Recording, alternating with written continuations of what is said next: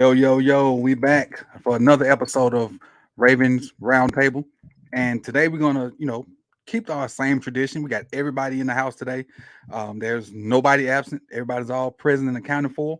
And we're gonna dive right into it and bring all the guests in first, and we'll go from there. I'll start with Chris. What up, Chris? Yo, what's going on, Coach? Thank you for having me. As always, pleasure to be here.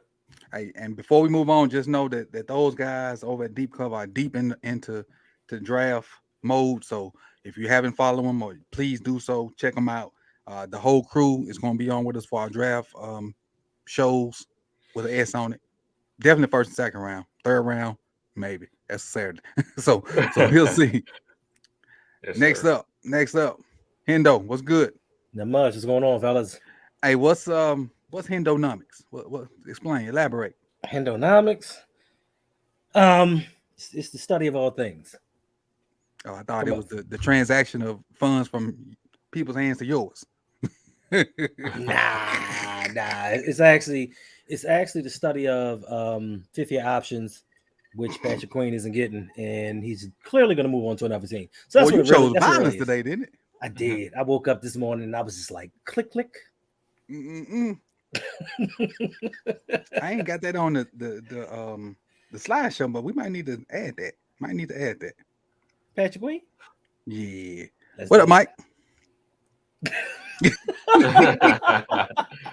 Good, good My evening. bad. Good My evening, bad. everybody. What's Good up? evening. I interrupted Mike's good time. Mike chose the opposite of violence. He's relaxing. Good evening, everybody. Good evening. Now, what's up, crew, man? Sorry for my tardiness last week or my absence, but I'm back. I'm here. It is what it is. Life happens, Yes, man. Life sir. happens. Yes, Sure. sir. Last but not least, bring the LBHT crew in here. Lunch break hot take. What's good, fellas? What up? What up? Waiting for We got another hot Monday. always. We keep it rolling over here, man. Again, before we move on, this ain't a part of the script, but I just want to say thank you to you guys, man, for taking a conversation and we done made something out of it. So I appreciate you guys for doing that, and and then extending it throughout the season. So I love the chemistry. I appreciate all our talks, and I look forward to it every Monday. I block my Monday off. Like, look, Monday my long day. Don't really ask me to do nothing. I got stuff to do. Stuff Hey, to do. appreciate you, Coach. Thank you. Appreciate it. Yes. All right, Thank you. before we get started, Jay Rich hit us with the $20 donation. Appreciate it. It's He good. says on the Rich Eisen show, somebody said Jalen Hurts is what Lamar is supposed to be. I disagree 100%. Instead, I would have said the Ravens were supposed to be what the Eagles are team build wise. Thoughts? And so since you dropped the dub, you'll lead the show. JT401, I appreciate it.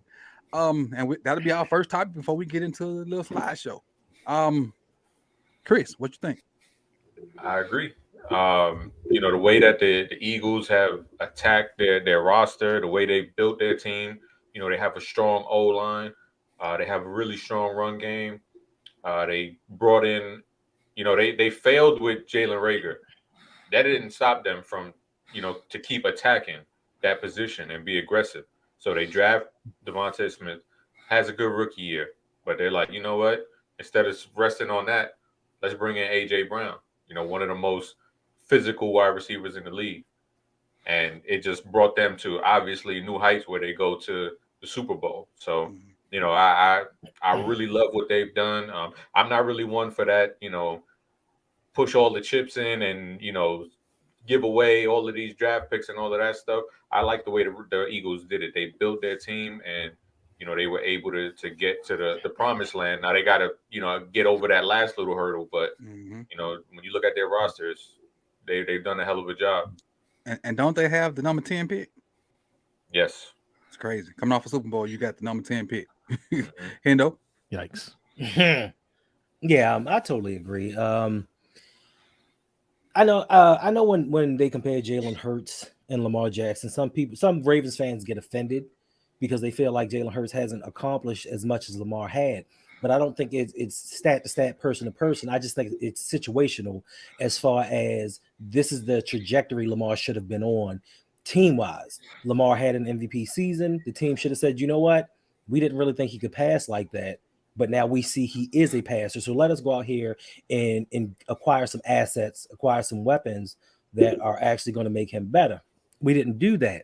I put this on the Ravens 100%. Like you said, with the Eagles made several trades these last couple of years, and to acquire AJ Brown, to have Devontae Smith bringing AJ Brown, have Quez Watkins, Dallas Goedert, and keep acquiring more weapons to see if Jalen Hurts is a dude that they saw him to be going forward, and still have draft picks in the top 10. That to me, Howie Roseman is what a general manager should be. Eric DaCosta, as many at bats as he has, swing and a miss many times, because Jose has said this for years ad nauseum. Why is it that we have certain players on this team, but every year we're drafting the same positions? We draft a pass rusher. The next year we in the draft talking about we need a pass rusher. We bring in some cornerbacks. What are we doing this year? We're talking about bringing in more cornerbacks. When is it going to stop? When are we going to realize that this front office, this coaching staff, they're not good at their jobs? Because the Eagles clearly looked at us and said, that's the blueprint we want. We want to run the ball, but we want to be successful throwing the ball. We want to control both lines of scrimmage and keep it moving. Us, we just said, you know what? We're going to zag when you zig and see where this goes. Mike? Man, JT, I agree 100% with you. And even down to, the talks of recent, I think it dropped today that, look, they're saying Hurts going to have a contract before the combine. So they not playing. They handling business. They know what they got. And you have to respect that. So I'm with you 100%, man. It should be the Ravens were supposed to be what the Eagles are. And they supposed to be functioning like the Eagles, and how that front office is taking care of their guys. And they coming off a Super Bowl. They do, as you guys said, they do have the 10th pick in their holster. But they do have a good chunk of their core guys that's up for free agency. And by all accounts, they looking to take care of those guys right now and get it done right away. So salute to the Eagles. We should be trying to be like that. Most definitely. B? Yeah, like Hendo alluded to, the Eagles looked at Baltimore in 2019 and said, let's do that with talent. And that got them to the Super Bowl. If Lamar, or if the Ravens had followed that kind of blueprint, you'd be coming off a Super Bowl win right now, and talking about how to keep that window open, how to keep competing every year. But the whole Jalen Hurts is better than Lamar. Like that's just it's the off season and people need stuff to talk about. And anytime anybody who can run faster than a 5.0 40 has any kind of success, it's going to be so and so's better than Lamar, because Lamar is the guy who moves the needle for all of these. For the media, essentially. All these channels. You missed one thing, B. Not to cut you off, B. You missed one thing. And can run a sub 5, and their skin is of a brown tint. They're going to be compared to Lamar. Well, honestly, man, like even look, Josh Allen gets compared to Lamar too, right? That look, Lamar, not as much lately. Early, definitely. Well, he kind of slow down a little bit towards the end of the year there. That's my boy. But look, the threshold is Lamar. Every young quarterback gets compared to Lamar. This year coming up is going to be Trevor Lawrence. He'll get compared to Lamar too. It was Kyler. It was Kyler. Last year was Joe Burrow. Like everybody, because that's the threshold, because Lamar is polarizing. And like B said, and we talked about plenty times on our show, that Lamar gets you clicks, right? Yep. More so than anybody else. More so than Patrick Mahomes.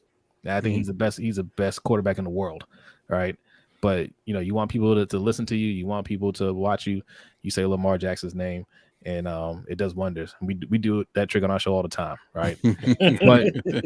but I mean, look, listen, this is supposed to be this person that made this comment, he's saying it like it's an indictment on Lamar, but like JT pointed out, man, like this just reflects bad on the organization, because there's nothing on this team without Lamar, right? As many moves as they made on the defense, they acquired Roquan Smith and they paid him, and I like Roquan Smith a lot. If Lamar isn't on this team, nobody's expecting anybody in that defense to carry this team anywhere, right? So it just goes to show them how poorly they've built this team. The Eagles, as much as I like Jalen Hurts, I like him a lot. If they don't get it, if they were in a situation that the Ravens are in and they didn't get a deal done with Jalen Hurts, they could recover from that. They can get another quarterback. Maybe he won't be as good as Jalen Hurts, but they will still be competitive. We are not in that situation. I don't care how many picks we get back in return for Lamar. We will be out of the playoffs, and who knows when we'll be that team again. And my 2 cents on it is, I think the Ravens should have did what the Eagles done, and piggybacking off of Jose. If Lamar's not there, I don't care how many good defensive players we have. If we make the playoffs at all, offensively, it won't be good. You can have the number 1 corner, the number 1 linebacker, the number 1 D lineman, and if we don't score points, we're going to lose. It's that simple. And Lamar's the key to us scoring points right now. Get him in a situation. Go ahead, Hendo. Oh, no, go ahead. I'm sorry. Get him in a situation where he has, like the Eagles. Just let's take Jalen Hurts out and put Lamar there. No game is close. They're 17-0 run through the playoffs because the deficiencies they had is where Lamar would have excelled. Lamar, we don't know what Lamar's ceiling is because he's never had elite help other than Mark. What? Tell me I'm wrong. I'm talking about skill position. You said elite. You said elite. Oh. You meant sometimes very good. Okay. I thought, technically speaking, he's right. He's a top 3. He's a top 3 tight end. That's right? That's why you can't define elite that way. Yeah, that's true. Because there ain't but 2 elite tight ends. Okay, let me rephrase it then. Lamar has never had elite talent around him. Is that better? Can you imagine? I didn't get no doing the Travis Kelce. But you know what? Forget it. I forgot my train of thought because of them. No, your point was Lamar's never been he's never been in a situation where he's had great talent around him, so we don't know what he can do with it. Right, but we kind of do, right? We don't know his ceiling. We got an MVP, but for Chris Moore as a receiver. Mm-hmm. Yeah. Yeah, he had 38 touchdowns that year. Yeah. 30, yeah. And 1,000 yards rushing and 6 interceptions. And that's the crazy thing is like you know that he can play up to that level. But you can't expect anybody to sustain anybody. Not Pat Mahomes, not Burrow, not Aaron Rodgers, not Tom Brady. You can't expect anybody to sustain that level of play that Lamar had that season. But most teams make sure that their quarterbacks don't have to sustain that level of play.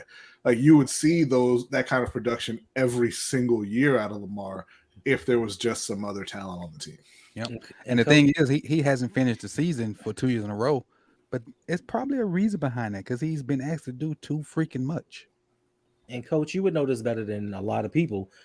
What plays has Greg Roman changed since that MVP season? He's running the same exact offense. Only thing I've seen him add was that shovel pass and the counter pass. Which I might add was pretty effective for this offense. Okay. Shovel pass. Yeah. Don't forget about Andrews under center too. Under center for the quarterback sneak and under center for the toss to Lamar. Now he's 3 plays and he ran the hell out of those. I wasn't mad at the shovel pass. I was like, now do more of that. Add some more to it. But I wasn't mad at that. Oh, he did add successful screens. Yes.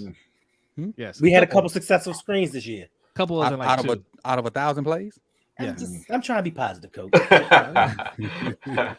Living Legend brought it up. Hey, you know what, Living Legend, I want to give you props, man. I asked you for the link because Jose mentioned it the other day, man, and bro, I'm literally when you sent me that link, I was. And no faking. I was like, man, this his music. Yeah, you didn't do his music. This jamming. Man, I don't think I was supposed to put the link in the description. Jamming. So shout out to Living Legend. I think that's somebody else rapping, but you doing the beats. But yeah, Ellis does the rapping. Man, I was in a groove, bro. I appreciate it. Keep doing your thing, man. Keep doing your thing over there. Yeah, I appreciate you. We got one more donation before we get into it. We got 2 more. Marco G says a lot of extensions also get done during the season. How much do you think not negotiating during the season has impacted talks? Me personally, I think it hurt the negotiations, but it helped him focus on just football. What y'all think about that? I think the no negotiations during the season is because he felt insulted by the negotiations that happened before the season. So I honestly don't think it really mattered either way. They are not willing to pay him what he wants. Right. Anybody else?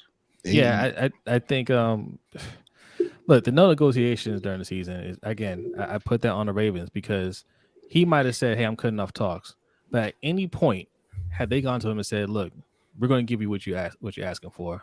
Let's sit down and talk." Right. I'm positive they sit down and talk and get it done. Right. My thing is they'd be like, "Look, bro, let's get this done."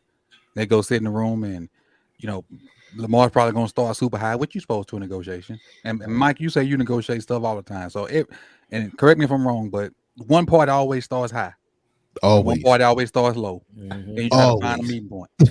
I started the rooftop. Like I start so high, they look at me and they're like, what? So is it? I've never been in one of these meetings, but I saw them on the movies all the time. Have y'all ever been in a meeting? And Mike, you probably, because you do negotiating, where you just slide the number across the table and don't say it out loud. Always. Man. No, see, that's what I was gonna say about the no negotiating during the season. I mean, could it have hurt? Sure, right? Because I mean, you want to have as much time to get it done as you want or as you need, but it's an awesome tool to use and to draw that line in the sand and let them know that I'm not playing. Just a quick story is, I mean, Thursday last week in negotiation, me and my team got up and walked out. Now we got outside and was like, shit, I hope that shit works. But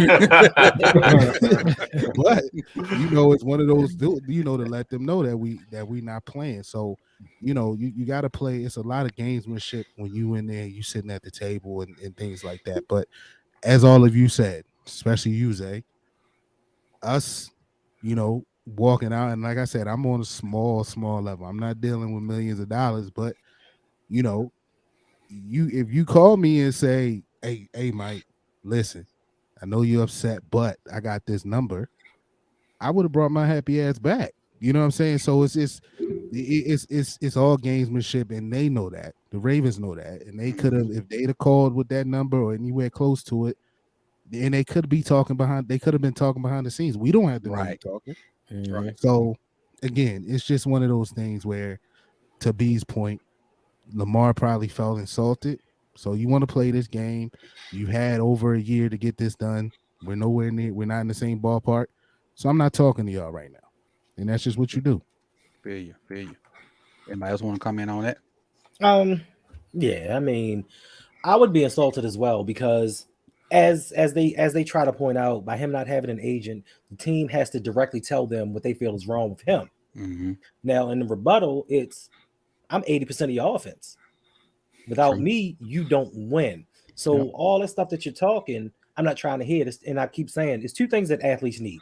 Athletes need their confidence, and athletes need the need to feel wanted by whatever organization it is. And that's people too, though. That is people. I mean, but especially athletes, I get you. They get offended real quick. But people do as well. But so I just think that when they slid that number, and they said, and reports have been we were going to make him the second or third highest paid QB in the game. Joe. But as we know how the game goes, it's next man up. Next man up gets paid, and you're trying to lowball me, but you want me to be your leading passer. You want me to be your leading rusher. You want me to be the face of the franchise, represent this organization in the community and throughout the NFL.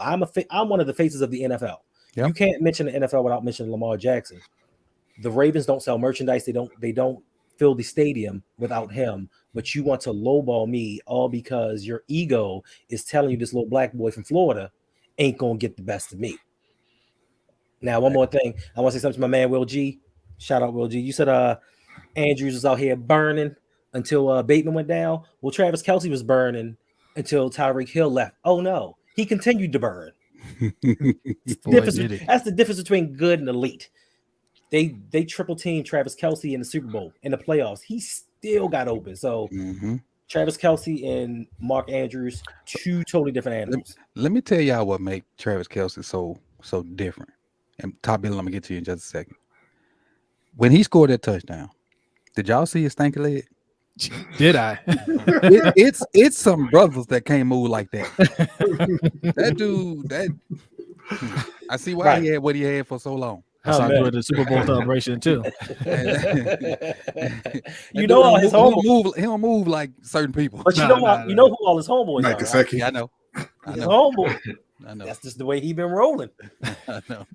Hey, the thing is that stinker leg is one of the most memorable things from the season, and also Giuseppe's skedaddle. It's giddy up. And the fact that he knew people didn't want to see him do it, and he kind of played on it every time he scored was funny. Like when he would score, people was like, "He gonna do it or not? He gonna do it or not?" So that was fun. Top Billing says LJ would be sick in Washington with all that talent. Yeah, he probably would, but we hope not. I'd be sick watching him in Washington. I'd be sick too, bro. I'd be sick. That's the one team I can't follow Lamar to. Yep. The one team. Yeah, it's DC. I can't do it. Facts. DDSQ dropped the 10. He says, "What's good, y'all? Love the show. Ravens think they're smarter than the market, i.e., wide receiver and WB quarterback. I think it's supposed to be quarterback and overpay for other positions. Going to cost them a generation of QB and Lamar. I think so. They like that's that zigging and zagging stuff, but they think they're smarter than everybody else. Man, just pay your quarterback and just try to build around it. This is something because he's number one. Yeah, this is something that goes back to Ozzie. Ozzie was the same way. Always, miscalculating the market, right? He always say, "Oh well, yeah, we had a number in mind for this player, but we didn't realize he's gonna go for that much, or we're looking to get this player, but he went a lot higher than we thought." I mean, this way goes back to Ozzie. Ozzie was not perfect. He had his flaws, and that was definitely one of his flaws. And that's part of your job as a GM is you got to know the market. And if you don't want a player hitting the market, you got to make an aggressive move to make sure he doesn't. I mean, this situation right here, I mean, it's obvious, man. Like Lamar's going to get everything he wants and then some. Like Mikey said earlier, they're talking about giving Jalen Hurts $50 million plus. Had you given him the 42, 43 that he was looking for a couple years ago, right, you wouldn't be in this situation.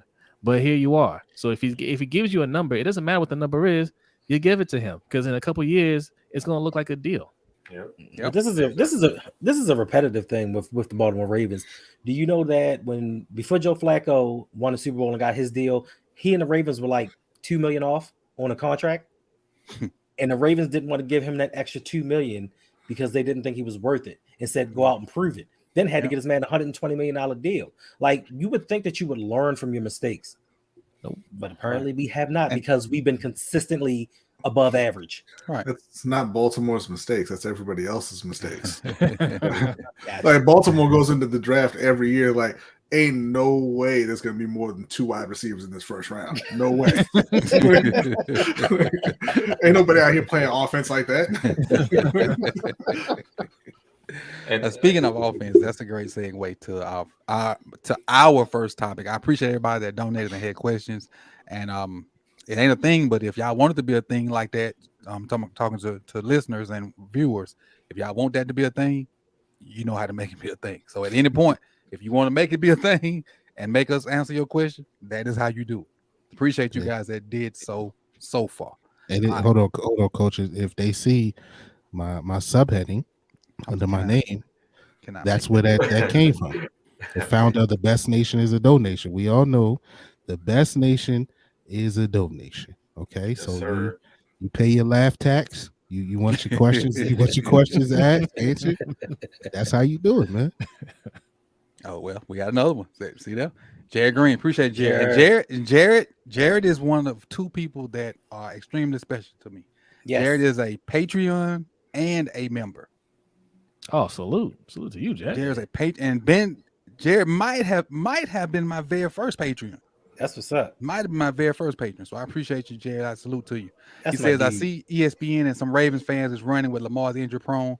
Are we going to mess around and be the Orlando Magic of the NFL when they do want to pay Shaq? Yes, we are. Great analogy. Yeah, because I know Chris, didn't you say you liked Orlando? Man, I don't know why he's opening up old wounds like that. Because I'm like you, Chris. My wall was Shaq and Penny down when I was in high school. Yep. You couldn't tell me that was a better player than Penny Hardaway and Shaq. And that's the thing, like when you got somebody that talented, man, you just you give them what they want. Like, obviously you're going to negotiate, but you don't let it get to this point. And I know a lot of people, they get excited with draft picks, but that's just what they are. They're draft picks. You look at the top quarterbacks taken in the last, let's just say 10 years. Look at the top 10 quarterbacks. It's a lot of busts on that list. A lot. So you could say, oh, we could get the 3 and the 12, and all right, that's cool. I still rather have Lamar. I know what Lamar is right now. Draft picks, I don't know what the hell they are. Yeah, it's exciting, for your imagination to run wild, but give me the proven commodity that has won an MVP over, draft picks that we don't know what the hell they are. Yeah. Yeah. All right. Thing about it is, I don't want to see a 30 for 30 or somebody do a documentary 10 years from now, 15 years from now, and Lamar's on there talking about, oh, you don't want to pay me? I watch this, which is what, I don't know if y'all seen Shaq's documentary on Showtime or HBO. I think it was HBO. But if you haven't seen it, it's really good. Basically, he was saying people didn't want to pay him. All right, keep your money. I'm going to go prove you somewhere else. And that's what happened in Orlando. That's what happened in LA. And, till he basically ended his career. Because anything after Miami was pretty much a wash Shaq. Yeah.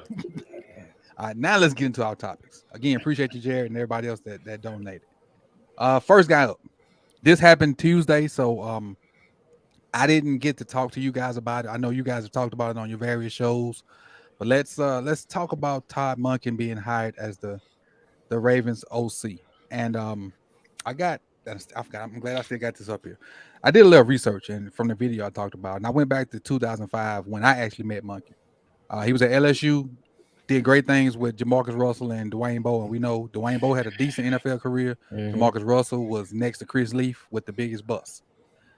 Went to Oklahoma State, where tight ends don't exist, and Justin Blackman and Brandon Whedon. Blackman had 1,500 yards. Whedon threw for almost 5,000 yards. Then went to my alma mater, my undergrad, Southern Miss. First year, the year before he got there, they were 0-12. First year, they were 1-11. Second year, they were 3-9. Last year, they were 9-3 and went to a bowl game. His quarterback, those 3 years he was there, was Nick Mullins. And y'all, I don't know if you know Nick Mullins. He bounced around a couple teams in the league, and he turned that program around and got him respectable, which landed him the Tampa Bay job. And again, we all know his problems with Tampa Bay with Jameis and Fitzpatrick, bouncing people in and out. But still, Mike Evans had a ton of success under Todd Monken. Went to the Browns. We know what Chubb did. Chubb up to 1,500. Odell and Landry had 1,000 that year. Then we know what happened at UGA, and now he's here with us. So this narrative that he's tight end heavy is a what have you done for me lately, because that's all they've seen him do with Georgia. But if you look back, if you go get a full spectrum, it's not just tight end heavy. It's what are you giving me, and then I'm gonna work with what you're giving me and try to pull the most out of it. And people say the records at Tampa Bay, they were 9-7, 5-11, 5-11, but it's a team game. It ain't just offense. So if they're scoring 80 points a game and giving up 82, they're gonna lose. Yeah, they wouldn't score 80 points a game though. His best scoring offense in the NFL finished 12th. So I mean he was getting production out of certain positions, but it wasn't always equating to moving down the field and scoring points. Now, B, that production could come because they were down so much and they had to throw the ball too. Yeah. Which to me says, why do we hire this guy? Now, I just want to say I love Justin Blackman, man. And I hate that he had a drinking problem and couldn't get it under control, man. I thought he was going to be unstoppable in the league. I want to say real quick too. I don't know if Garnet is in here, but I saw your tweet about Matt. He's not in here. I think G white G. I think G and just man. Wait, what was it? What was it? He said if y'all didn't see. If he didn't let the drugs kind of get the better of him, Matt Jones, the former quarterback at Arkansas, who turned wide receiver, got drafted by Jacksonville in the first round, could have been the white Megatron. And I'm like, we don't have to do that. It wasn't the drugs that made him a bust. You could point to Justin Blackman and say if he had gotten over those issues with alcohol, he could have been that guy. Because he actually had the talent. Mm-hmm. Matt Jones had a 40 time. We don't need to do this with Matt Jones. Jose, what you think about Monkey? Yeah, I don't like the pick, man. Like, look, Say you don't, or you do? I don't like it. No, I don't like it. Now, I don't hate it, right? But I don't like it either, right? This could be one of those moves where I don't necessarily like it, but it could work out, right? I hear everything that you're saying about his resume, which is, that's good to hear, but there is somebody out there with a clearly better resume. There's two people out there with clearly better resumes, and Enemy and Leftwich. So my thing is to rebut that is, think about those two guys and the Lamar situation. Do you think Bieniemy want to be here without Lamar or Leftwich? Oh well, look, that's why I hate. That's why I don't like. Look, that's the part I hate. So this dude probably signed up. Well, he's here now. Whether Lamar's gonna be here or not.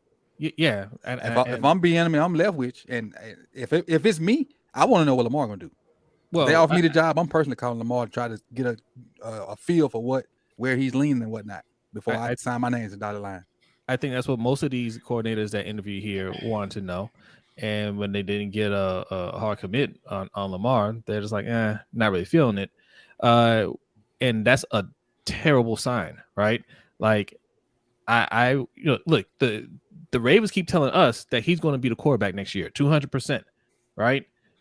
Whether he gets a deal done or he's tagged or whatever, they said they can work it out, all that stuff. So that shouldn't have been an issue. They should have been able to tell, especially Bieniemy, who's trying to get a head coaching job, who's not planning on being a offensive coordinator for long. Listen, Lamar, no matter what, will be our quarterback next season. You won't have to worry about that. Okay, like whether we get it done or we tag him, he's going to be your quarterback. You will be working with Lamar. They should be able to say that. But the fact that they're not saying that, it's not a good sign. And listen, you lie to everybody else. Lie to Eric. That they do. Let him be mad in week 7. What's he going to do? I also want to add, because you made a good point, Coach. You made a good point about the wide receivers that he worked with, and the tight ends thing. That's just a recent thing, right? Mm-hmm. But do you think the Ravens looked at him for the wide receivers or the tight ends that he worked with? Oh, most definitely tight ends. I ain't that stupid. So, most definitely tight ends.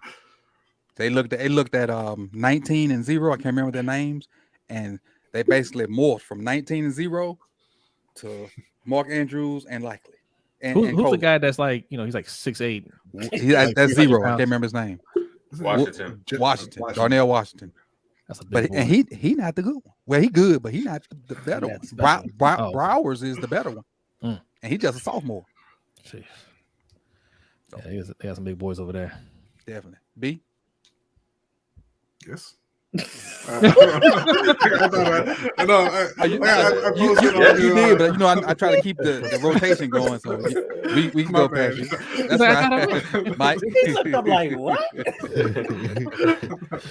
So I'm gonna give my point, but then I want everybody to get theirs in. Then I want you to come back to me, Coach, because I got something to say about Bieniemy. But y'all can go back, check previous roundtables.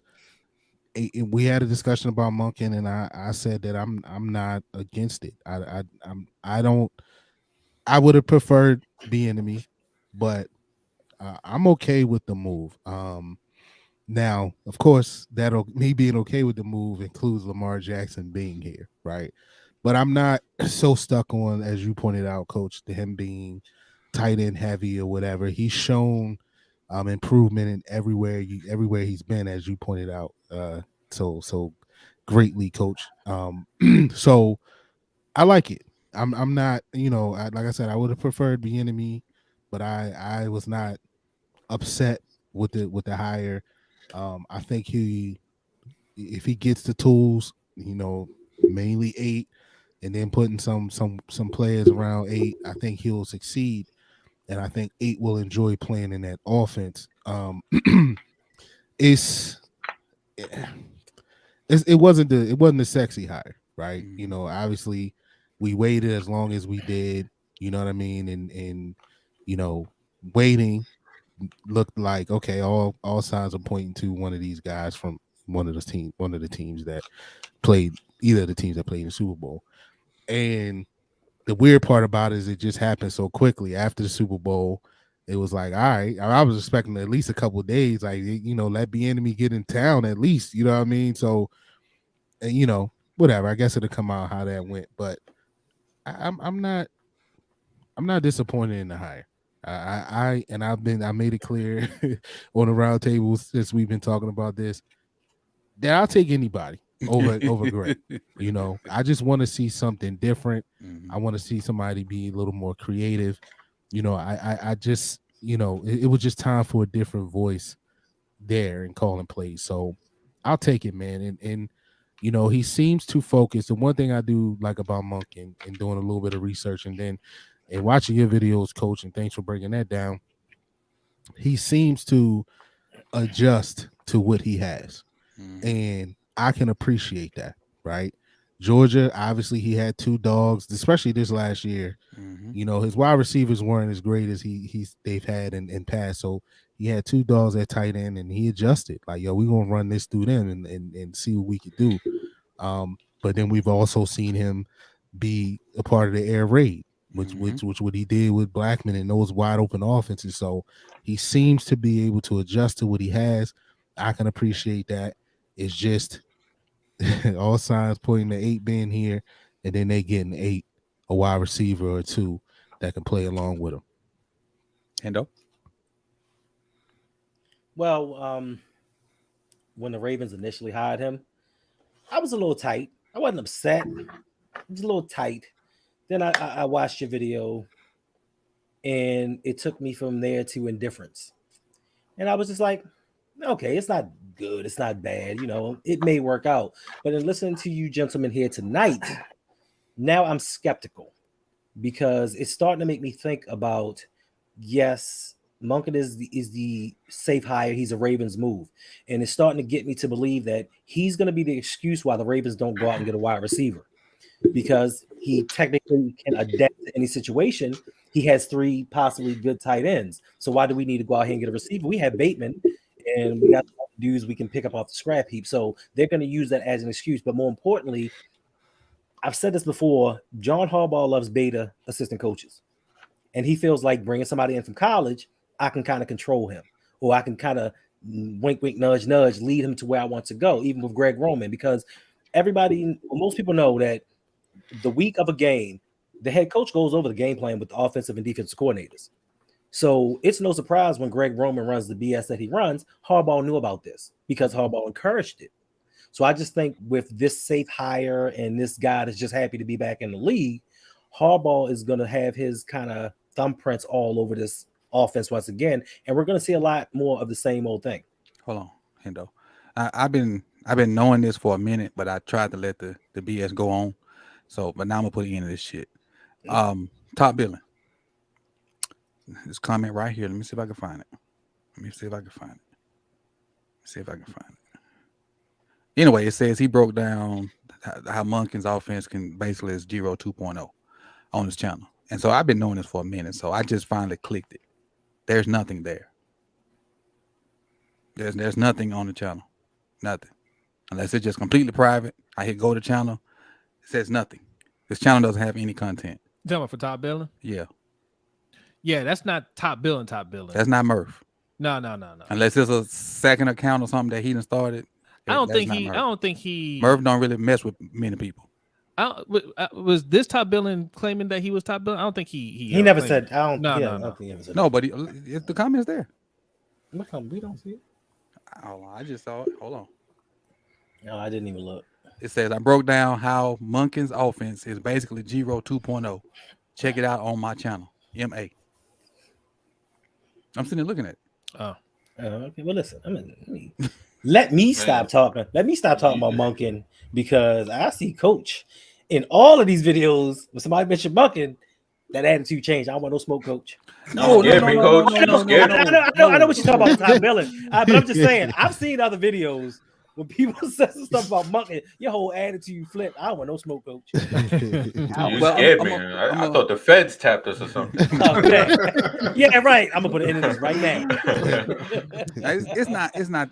I just want people to, because I do think it was a safe hire, and I ain't forgot about you, Chris. I think it was a safe hire, But we should be in wait and see mode and not say he's horrible before he's done anything. Thanks. I mean, because that's all I'm saying. Just do your research and go in wait and see mode because we don't know. We don't know. Giro might get a new job and go to the Super Bowl. We just don't know. But we saying everybody's saying he's bad and he ain't hired. I mean, I'm not saying he ain't hired. He ain't called to play yet. Yeah, my only like I said, my only issue is that there are two better candidates. Like resumes. There are two candidates out there with better resumes than him. Clearly better resumes that we just didn't get, man. And that's that mediocreness that the Ravens always do, right? You can do better, but we settle for this. And Monken might work out. Listen, man, look, if we re-sign Lamar, man, I'm gonna look at everything a little bit better, right? Because I do think he's better than Giro. I don't believe that Giro 2.0 nonsense. I think he is an upgrade from Giro, and that will be enough, right? But why do just enough? Why not get the best that you can possibly get? That's my only issue with it. So yeah, we got wait and see for sure. Chris, I just got one question, Coach. Oh, go ahead. Did he call the plays in Cleveland and Tampa Bay? Tampa Bay, I think so. Cleveland, I'm not sure. Okay. Yeah, Kitchens, right? I think they're saying Freddie Kitchens. They say he didn't call the plays in Cleveland, I guess. Yeah, all I can say is I'm not sure because I'm asking. I don't know. Chris. Yeah. So like when I saw the news about Bieniemy, because he was my top pick, that's who I wanted. But then when I saw that he's gonna have assistant head coach on the title, I was like, oh, okay, that's why he chose him, because that seems like the next move for him. Like if something happens, like Ron Rivera, something happens to him, he doesn't want to coach anymore, then it's like, all right, boom, you're the coach in waiting. And Rivera's, isn't he sickly? I know he was. Does he have something? I know he had cancer. He beat it. And he suffers from coaching deficiencies. Yeah, that's not even what we're talking about right now. Like he just fixed that by bringing in Airbnb. So,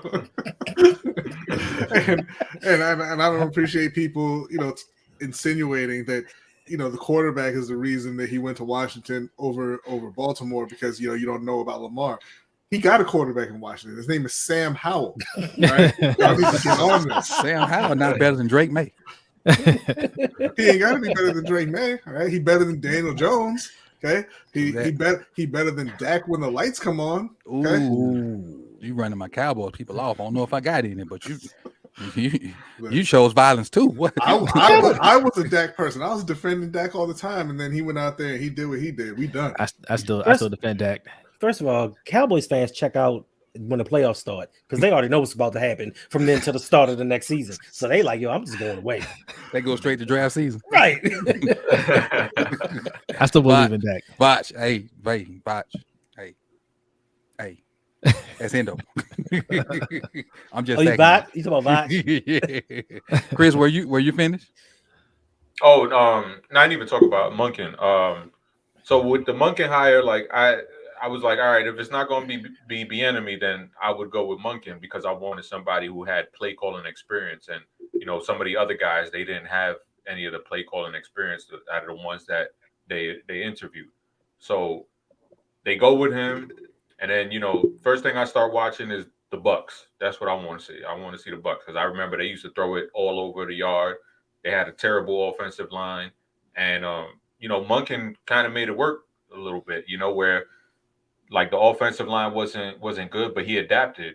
He was able to, instead of just running behind that terrible O line, what he was doing is swing passes, and what he would do is like a lot of like what everybody else said is he would adapt to situations, and it seemed like he was layering things, like kind of like a fighter, like setting up traps, like he'd do something in the first quarter to kind of set you up later on in the third quarter, and that. We don't really see that. We just see like, Giro with his Denny's menu in his face. And, it's like, all right, I'm going to do this, and I'm going to do that. And it's not much layering. It's not chess. Right. what he's It's not doing. plays on top of plays. It's just the same play. Exactly.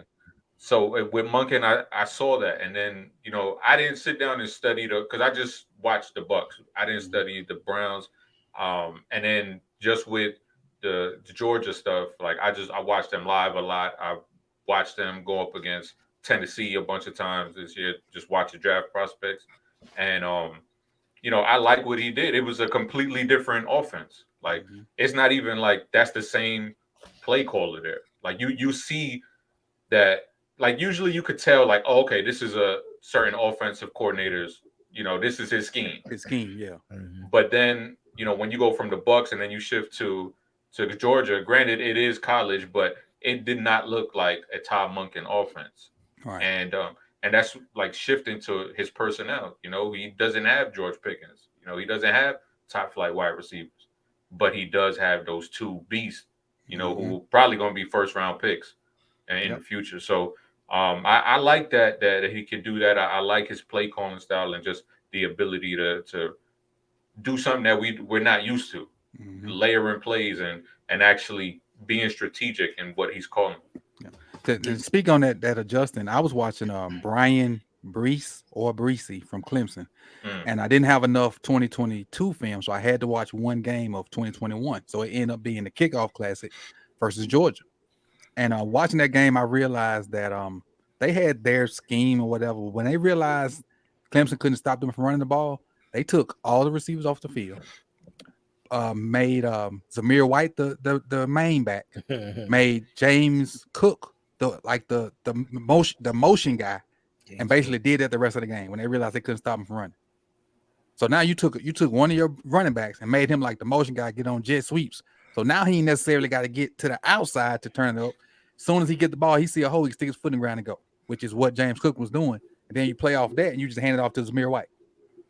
So he in-game adjustments is something that we ain't used to seeing. Yeah. And I'm not saying they're going to work in Baltimore. I'm just saying just give it a chance. Let's just not call them a bust just yet. At least let us see week 2, 3, 4, 5, and then we can start saying, well, hey, this going to work, this ain't going to work. We ain't seen a snap. He ain't even swiped his key card yet.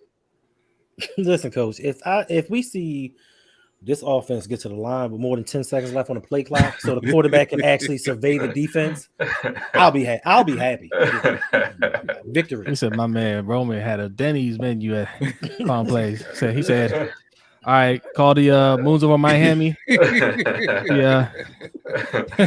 The Western omelet. I almost said All-Star, but that ain't Dennis. Mike, you told me to swing back to you. I'm swinging it back to you now. Yeah, so I just wanted to say this, man. I was on LBHT. I was in the chat, and I was throwing heavy shots at Andy Reid. And I just want to say this about being enemy. I do think to Chris's point, I do think obviously he wanted that assistant or associate head coach tag and title, and it makes sense that Baltimore, that's just us, that we wouldn't want to give him that, even though, like, yo, that's all you want. All right, like, it's yours, yo, you got that. But I'm gonna say this, right? First of all, they talking about being enemy. The narrative is, well, he had to get away from Andy, and he wasn't calling plays and yada yada. We all knew that, but we already know two of his former coaches got jobs, and they weren't calling plays either. If that was the case, right? That's one thing. But my venom towards Andy Reid is Andy is one of the more respected head coaches in the league, right? So what is he not saying to these teams about Eric Bieniemy, right? Because I feel like as a respected coach, 2-time Super Bowl champion, won multiple games, then we know what he did in Philly. We know what he's doing in Kansas City. All it would take is a call from somebody like Andy Reid saying, listen, this is a guy you want, right? Now, there's also a narrative out there that Eric Bieniemy suffers from the Patrick Ewing syndrome, and for those that don't know that or know what that is, back when Patrick was an assistant for the Knicks, and everybody was like, "Man, why isn't he getting a job? Why isn't he getting a head coaching job?" And then there was a rumor surfacing that he interviewed poorly. He's not a good interview for whatever reason. That has also reared his ugly head with Bieniemy, that he's not a good interview. You skip an interview if Andy Reid puts a call in, or if you're Andy Reid and you're hearing that this narrative about one of your assistants, you put that call in and say, "Listen, this is a guy that you want." So I'm starting to feel like Andy is not really co-signing EB like we think he is or would have. And also the fact that he didn't get a head coaching job and he leaves and he walks out of the door to take basically a lateral move. Like, it's something to that. And I'm starting to look and give the side out to Andy Reid and what's going on there, and why would a respected coach like him, why, if you gave your word, why wouldn't Bieniemy not only have whatever OC job that he wanted, right? Especially Baltimore. We know Andy Reid and Harbaugh got a relationship. So that should have just been, hey, that should have been a call, a text, whatever. Look, man, make sure you get him, right? But not even that. With all the head coaching jobs he's interviewed for, you being the respected guy that you are, I just feel like a call from you would have gone a long way. So I'm a little shaky on that, even with the comments that Andy Reid made following the Super Bowl about Eric Bieniemy. Yeah, through the light, it looks like he was praising him, but it was still like it wasn't the. It just because he added the little thing at the end. Yeah, I hope somebody takes him and let him do his thing. Right. Yep. So it's just, to me, that was kind of shady. But I just feel like Andy, being who he is, a call or anything, if that's what he was doing, we wouldn't be having this discussion, because I feel like he would have been a head coach a long time ago. But even when it came down to OC and the carousel or whatever's going on, one, you wouldn't let him out the door if you knew he wasn't getting a head coaching job. Right. Two, you would have placed any call you needed to, especially to your buddy in Baltimore, and it would have been nothing. Take him, make sure you get him, and it's over. So I just wanted to say that about EB and all the narratives that's going on about him. Look a little further in what's going on behind the scenes and what could be transpiring behind the scenes on those things. Hey, Mike. Go ahead. I'm sorry. Hey, Mike. I mean, those are excellent, outstanding points. But, Mike, you really think that just because Andy Reid called John Harbaugh, that he would listen to that? Like, you don't. I mean, I'm with you on that, but I mean, I think that we've seen it happen before. You don't think the Bears called Andy about Matt Nagy? Yes, hey, but now his word is dirt around these parts. All right, we don't want to hear nothing from him. And Matt Nagy is now the offensive coordinator in Kansas City once again. Right. So, and that's what I'm saying. Like, it just looks a little shady there, right? If you hit your 2-time Super Bowl winning offensive coordinator, right? And like I said, okay, he's not going to get a head coaching job. He got passed by. Oh, well, you got a job here. You're here. You're not going anywhere. I'm going to let you spread your wings if it's going to be a promotion. But the fact that he walks out the door with his lateral move like that, it's just a little odd to me. So I'm done with putting it on EB and all of this and halfway buying into some of these narratives that maybe because even myself, I was like, man, maybe he's just not a great interview. And some people aren't. But go ahead, though. I'm sorry, 2 things. So I look at it like this is how I look at it. I'm gonna liken this to lunch break hot take Discord. So no, not that part, not that part. So what part? So I'm gonna say, perception is reality. So I'm gonna say for over the last, 3 or 4 months, I'm saying myself, Davon, a couple of other people, we've been in the chat telling Danity, you love this so much, hop over to the Discord. But her perception about the internet is, I would like to sign up, but I don't trust putting my credit card information into a site. So you're doing that research, man, it's just taking a little while. I understand. So the same thing with Eric Bieniemy, with all of the failed attempts or pseudo attempts for him to get a job. Perception is reality, and they perceive him to be maybe not ready for certain positions. But I think something that I heard this dude on one of them shows say, I'm not gonna mention his name, but he said, listen, one of the things and one of the reasons why some of these black guys don't get head coaching jobs is because these old white owners don't want to have dinner with these black guys and their wives.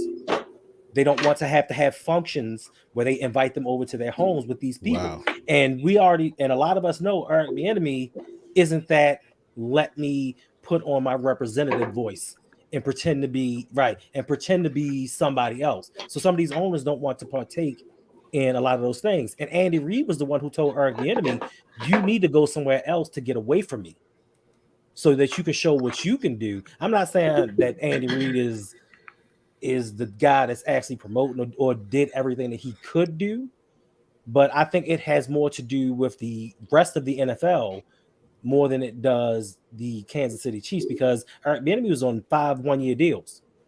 Yeah. And there was friction between him and some of the players. Not to say all of that BS that they were talking about. It was a little bit of friction. At any time, Andy Reid could have been like, yo, you causing discord up in here in this team, you got to go. But he kept him.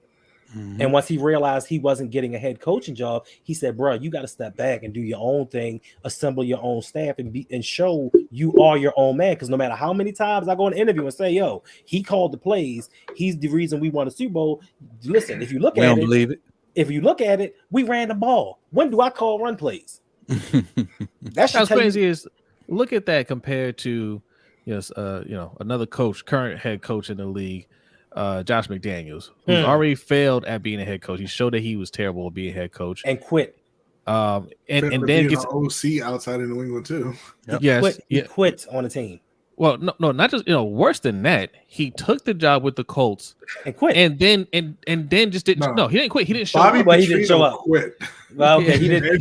He had the press conference. He didn't have the press conference. They set up the press conference. They scheduled it, and he just like, yeah, I'm not going.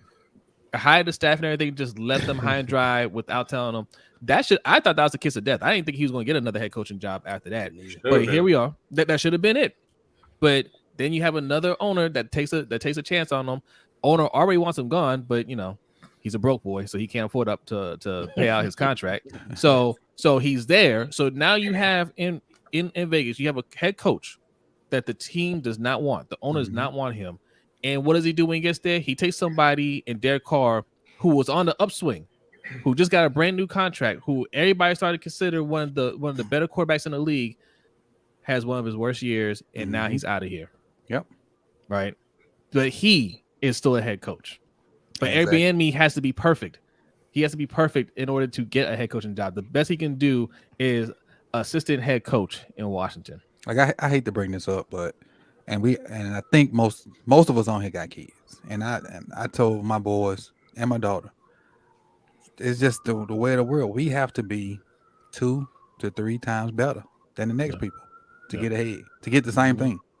And it's crazy, but Mike, I really like your point, and I there's some validity to it because owners call coaches the respected coaches and say, "What do you think about this?"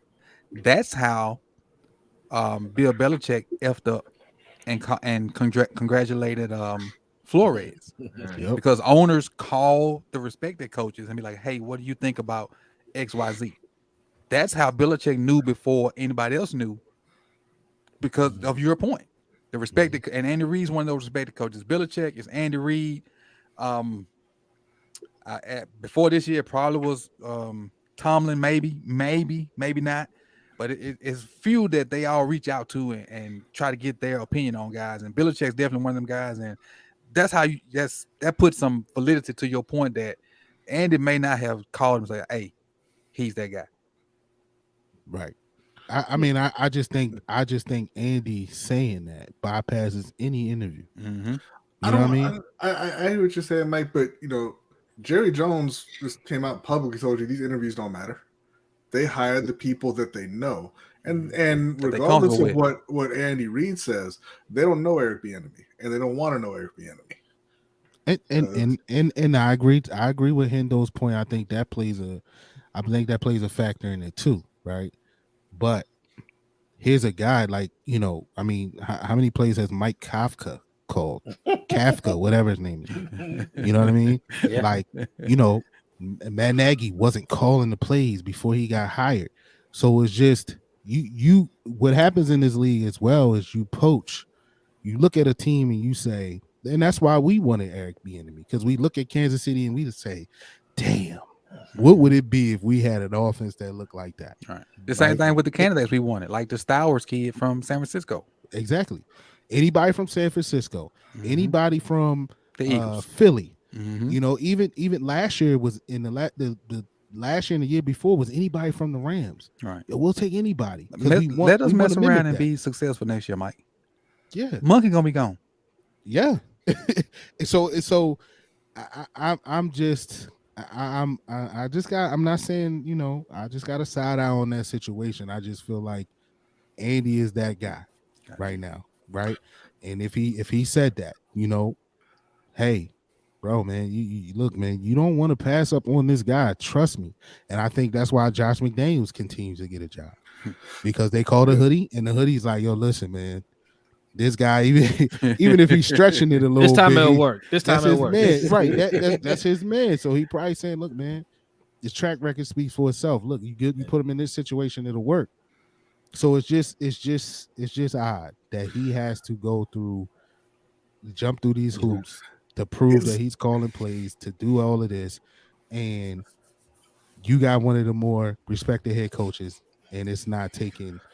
But you taking everybody else on his staff, though. You taking people around him. You know what I mean? People that's under Eric Bieniemy, they're getting promotions, but Eric Bieniemy is not. But it's just weird. But there ain't no black people under Eric Bieniemy.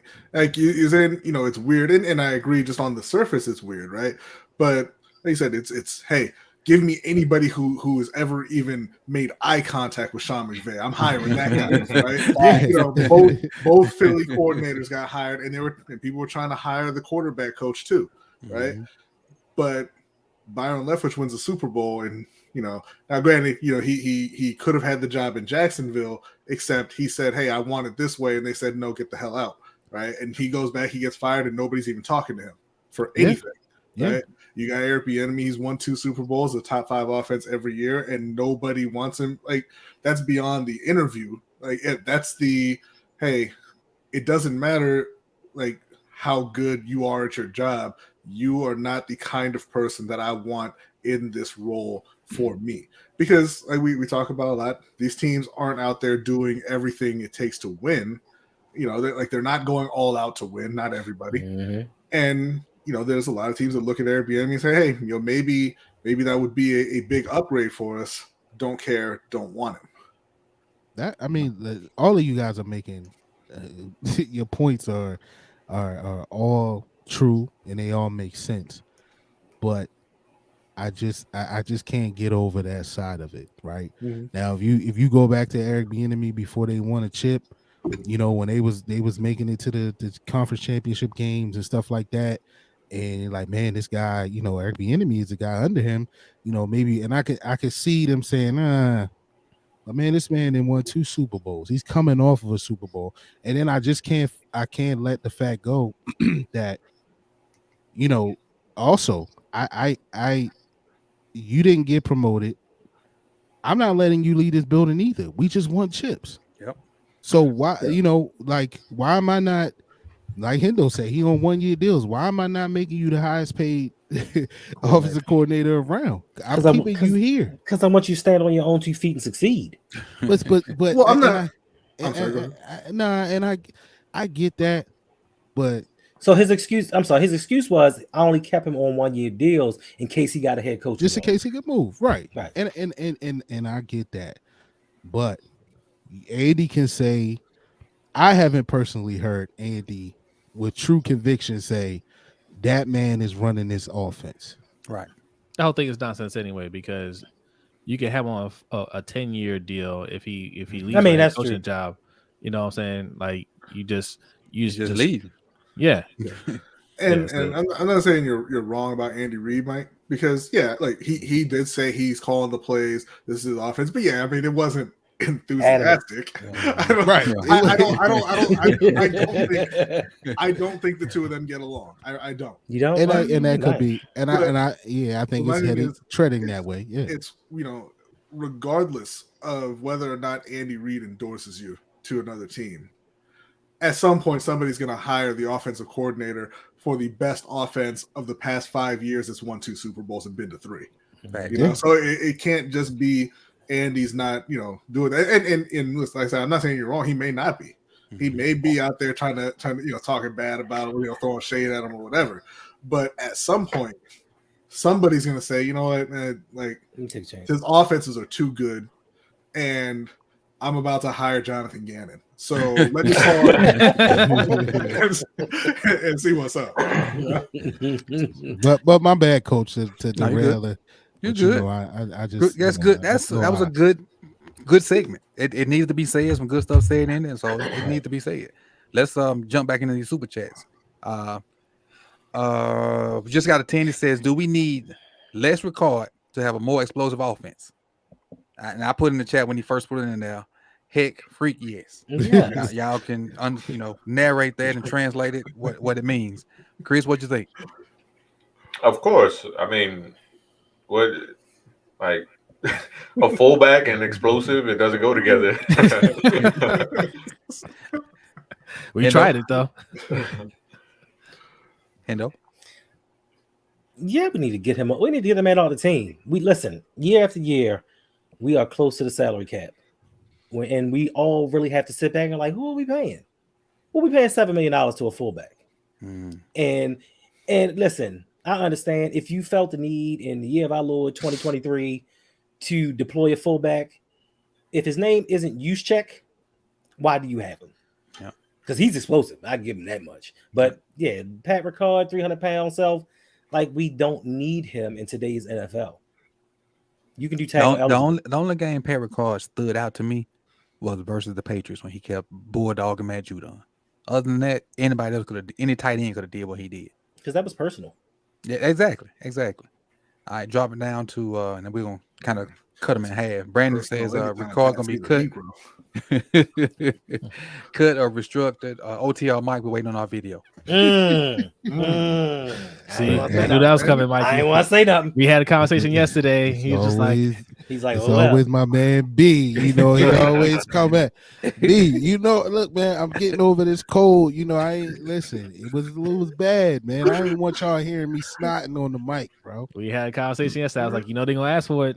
Yeah, he didn't sound like he was stuffed up when he was making his Andy Reid points, but all of a sudden, I'm hearing it now.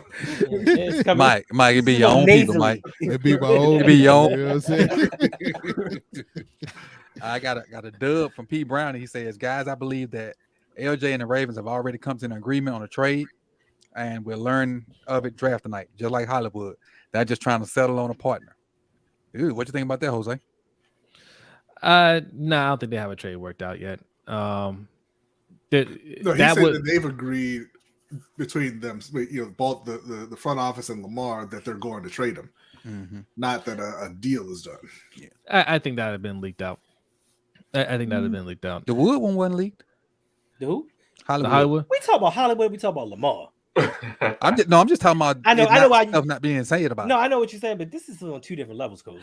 I think because they understand what trading Lamar means, right?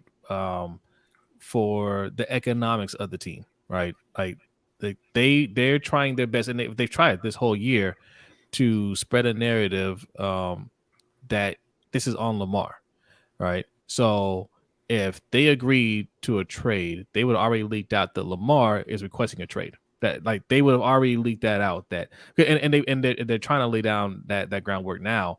That's why you have EDC in press conferences saying, "Oh, well, it takes two to tango," right? Making it seem like, "Oh, well, he's not talking to us."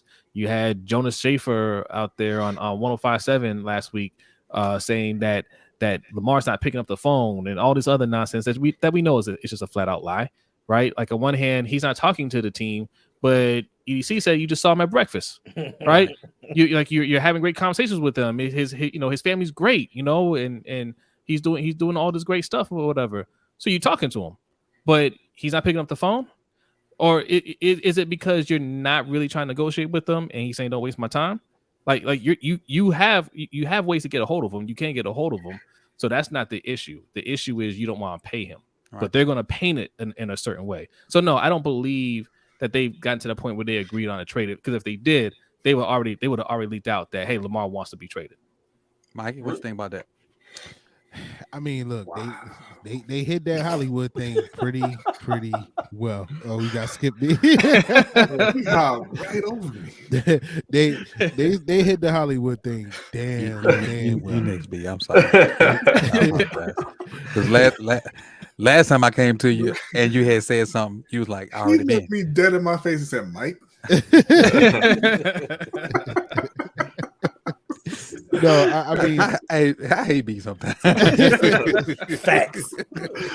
But go ahead, Mike. I'm sorry. Nah, B's next. The Hollywood situation, you know, that whole smoke, they did do a good job of hiding that. You know, the fan in me doesn't want to agree with you, P, on this one, but look, man, I don't put anything past this organization. But I do see, to Zay's point, with it being this high profile, and this is on every news station, every sports station, they talking about Lamar. Like I was off today and I'm watching TV and I'm like, I had to turn because I'm like tired of hearing the same story about Lamar. Should he sign? Should the Ravens trade him? So I do feel, with it being such a high profile situation, that something would have gotten out, that, hey, they're leaning towards trading him or whatever the case may be. But I hope that's not the case, P. B, it's on you. Well, thank you. I agree 100% that this is already done and he's coming to Carolina, and you are gonna love when you get J.C. Horn across from Marlon Humphrey. Y'all are gonna be so happy. You're gonna forget Lamar even exists. We're gonna talk about it a little bit later, right? But you're gonna have J.C. Horn. We'll throw in Derek Brown, and you get yourselves Anthony Richardson for the future. Y'all gonna be fine. What about Brian Burns? Don't worry about it. No Spider-Man in that drill. I mean that deal. Listen. You get one or the other. All right. We're not letting you take us behind the woodshed here. You get either JC or Brian. You get a generational quarterback. Right. You know, Hendo, you're not part of these negotiations right now. I don't understand what's going on. This is my time to make my points. Okay. You're next. You can say what you want next. I'm not. We cut it in half. No. Listen. Three, and that was it. We got 4 defensive players. Okay, got J.C. Horn, Jeremy Chin, Derek Brown, Brian Burns. You can have one of J.C. and Burns, and you can have one of the other two, and then you get some picks. I don't know, like you don't want him. Why are you trying to act all like oh, he's so special now all of a sudden? You know, when it comes to trade negotiations, you just don't want to pay him. No, yeah, but that means you don't want him. So you trying to act all like he all special now that we're talking about a price. But last week you didn't want to hear about Lamar's price.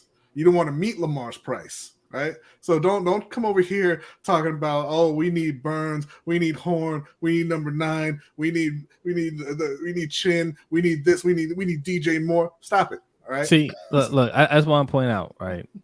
B has made this point before, but in a lot more jovial tone. He's dead serious right now, boy. But after the rumors that the Panthers could be kicking the tires on Derek Carr, now he's just like, listen, look, right here, okay? you need these players. All I'm saying is, y'all want to be stuck in the year 2000 talking about defense going to save us, defense going to win it. J.C. Horn, Derek Brown. There you go. And DJ Chris Moore. or Hendo, y'all want to DJ Moore. follow that up? You already had your chance at DJ Moore, and you passed on him to take a 30-year-old tight end. I don't want to hear about how you want DJ Moore. We did. You ain't want him when you could have had him. You ain't want him then. He wasn't 30. He was like 28.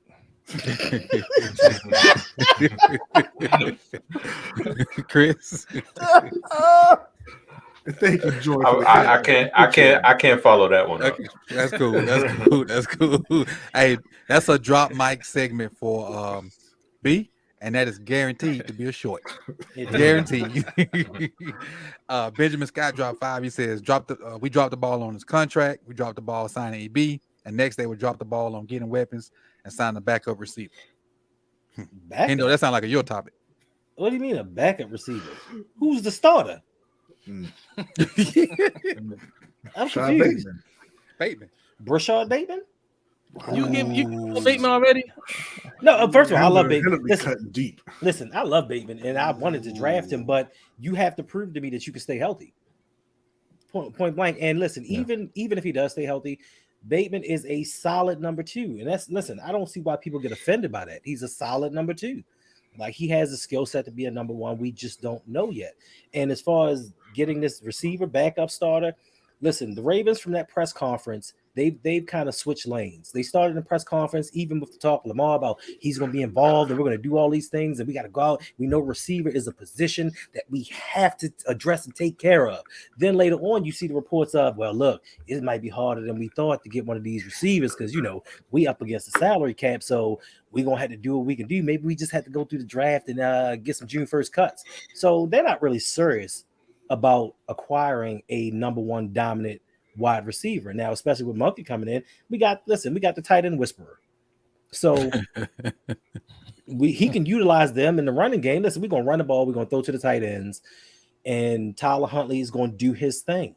So, they're not worried about wide receiver. They're not worried about explosive offenses. They're worried about perception as far as looking like we're trying to make that move into the 21st century. This next one, B, showing his age. He said, why the Ravens offense sound like it needs to be on lowered expectations from Mad TV or SNL? He's showing your age, B. Hendo actually played that clip in one of his videos. That's hilarious. Yes. We have lowered expectations. Listen, as a fan base mostly, and as an organization, we celebrate mediocrity. We'll have a mediocre sign and be like, yes, this gets us right there at 500. I'm so proud of this. We can never say we deserve better as an organization. Listen, we have one of the top 5 quarterbacks in the league. Why can't we go out here and trade for a top 5 wide receiver?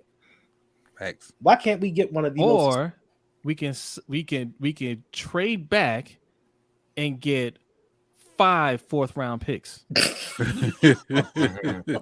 Don't put no ideas in his head. But coach, we only have 5 picks, coach. So we have to do something.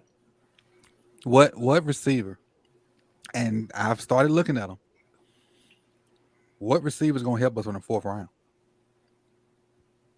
All you got in the I'm at the top 3 or 4, and after that, I looked at like Chris. I looked at Rashee Rice. Cat can't get open. The days of that is like you can't do that anymore. Like, if you're the Ravens, like, if you really want to change, you can't do that anymore. Like, just you draft a corner. Say you draft in the 3rd round, you come back and you draft, let's just say, an edge rusher or something, and then in the 4th round you want to draft a wide receiver. Those days you can't do that. You can't do that. You are very unserious if you're going to do that yet again. Right. So I'm not saying 1st round a bust, but damn, 4th round, like, no. There are always players in those rounds that end up contributing, but you can't project that. You can't go into a draft saying, in the 4th round, I'm gonna get somebody that's going to contribute. You know what I'm saying? That's going to the level we need them to. Like, that's a failed plan, right? So you can't think that way. Like, in the 4th round, you should be thinking, okay, let's see what's left, on our board, and get guys that could possibly contribute, but that are good prospects. We're not expecting a whole lot from them. If they give us more than that, great. But if you're saying, hey, we're looking for a start in the 4th round, you're already losing. Todd Brown took mine. Rakim Jarrett will be somebody you look at, but I agree with Chris though. I think that depends on the team. Like, I think Baltimore, we can't settle on taking a receiver in the 4th round and expect him, because we need somebody that can play now.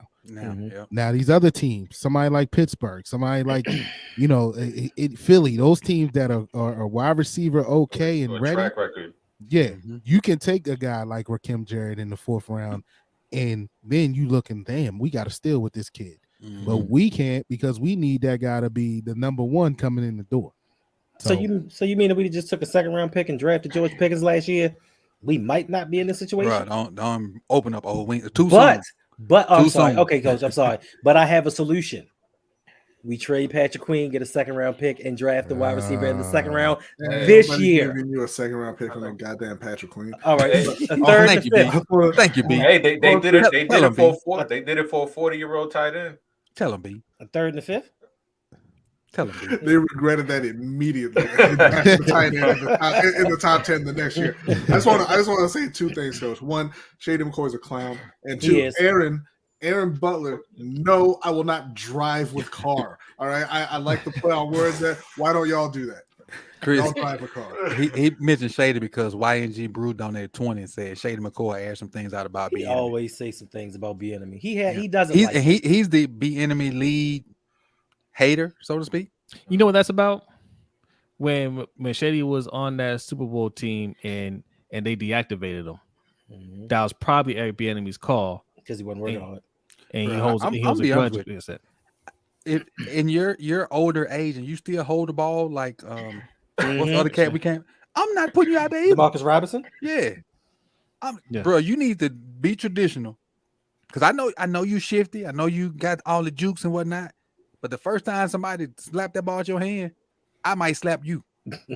but also Shady, I think he was one that was talking about Leftwich in a positive way, saying how Leftwich will always make sure that if you had any bonuses that you're about to hit, let him know so he can get you your numbers and all that, right? Like he was a player's coach.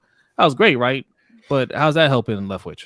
Yeah, that and then again, that ain't coming out of Leftwich's pocket. So yeah, he can say that. Mm-hmm. Ain't hurting his pocket. And they said Leftwich would actually salt them out. Like, yo, look, I know you got this escalator in your contract, so we're gonna do something about that. But Shady, that's why nobody talking about her. I was finna say that. I was gonna let him. Yeah. But Shady is, I like Shady the player. And then, I respected his commentary up until this past week. I seen a video and he said that Ryan Garcia is going to beat Tate Davis in boxing. So if you don't know, the three of us on the bottom, we have a Ring Kings podcast and we talk about boxing. And he completely lost me with that one because Ryan Garcia is not going to be. So, yeah, I don't pay any attention to Shady after he made that comment. Shout out to Uncle Skip. Appreciate the 5. I don't know if you had a question, Skip, put it in the comment section so I can bring you up and answer your question. Appreciate the 5.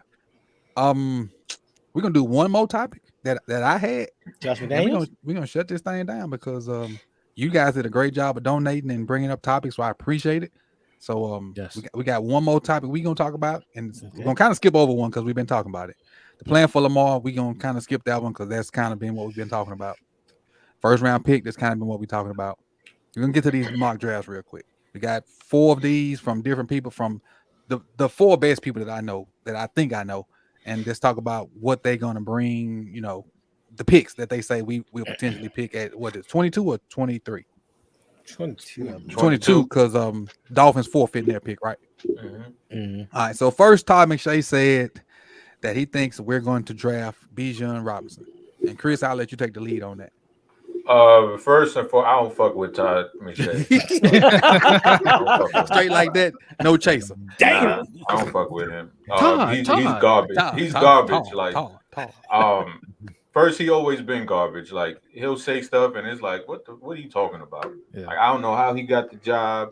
I don't know who his dad is, but it's something, something like that going on. But he said something too a couple months back about Jackson Smith and Jigba was like alluding to that he was milking the injury and he didn't want to hurt his draft stock.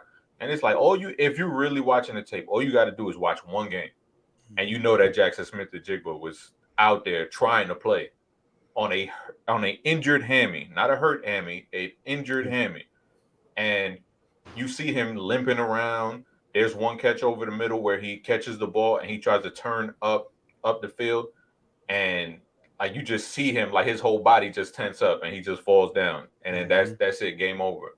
So it's like a lot of like these are young dudes, trying to make their way into the league, trying to be professionals, and you throwing dirt on their names like that, and with your sources and all of that garbage, and the same with Daniel Jeremiah. He did the same thing with Kayvon Thibodeau last week. So those two are suckers in my book. So Daniel's definitely on this list shortly. We'll get to that in a minute. Hendo. Ooh, how'd I follow It's that? kind of hard to follow that, ain't it? Right, facts. But as far as drafting Bijan Robinson, not in the first round.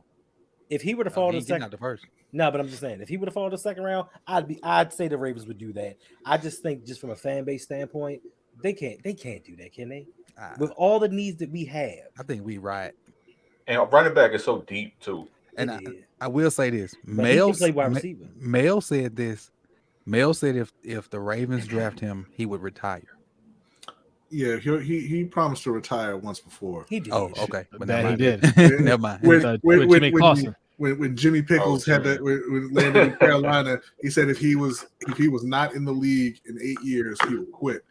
And I was so happy on that day, the day that 8th year came up, and Mel acted like he never said it. He never brought it up again. Let me tell you how bad. Still working to this day. Let me tell you how bad Jimmy Clausen was, man. Like, B was so upset about how bad he played. We got about 4th or 5th week, and then like he was just at peace. He was just like, no, I don't need to watch football. Actually, like I can just, I do something more productive with my day. Like it was he was just so at ease that year because he just didn't watch football because he was that bad. I just didn't watch the Panthers. I watched one game and I remember seeing them on offense. And like after the game was over, I remember I was like, I don't remember them crossing their own 20. And I was like, I don't. Wow. Yeah, I was like, I don't need to see any more of this. So no touchbacks or nothing. Just that's terrible. I don't need to see any more of this. I'm good. Mike. Yeah, McShay, you gotta watch McShay and what he says. I mean, listen, if the guy was sickly, I pray that he's better, but it looked to be more than sickness. It looked to be a few extra of these. He was on TV stammering and stuttering and all of that, and he had to go away for a while. But look, I'll say this. I just want to see them take somebody that's not a defensive guy.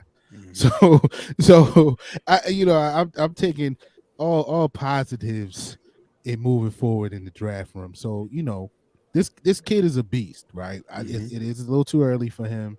I don't think it's a knee. I think JK showed, but I think if they take him here, right, and depending on how he show up in the measurables in the combine, even though everybody looks well there, I think taking him here would show or say that Gus is gone, and they need to bring somebody to pair with JK. But I think we have far greater needs than running back at this point. B and Jose, because I know y'all kind of mentioned a minute ago. I didn't know if y'all still want to go again. Yeah, no, I think that listen, and Robinson, great player. I think if Baltimore drafts him in any round, that's just screaming we've learned nothing. Like that would be right. An unbelievably ridiculous pick for the Baltimore Ravens to take Bijan Robinson in the first round. And to Mike's point, it would mean that Gus was gone because they would be drafting him to be the backup. And I would just, if I were a Ravens fan and they walked up there and said, hey, with the 22nd pick or whatever, we take Bijan Robinson, I'm turning the draft off and picking a new team. You don't need to stick around for stuff like that.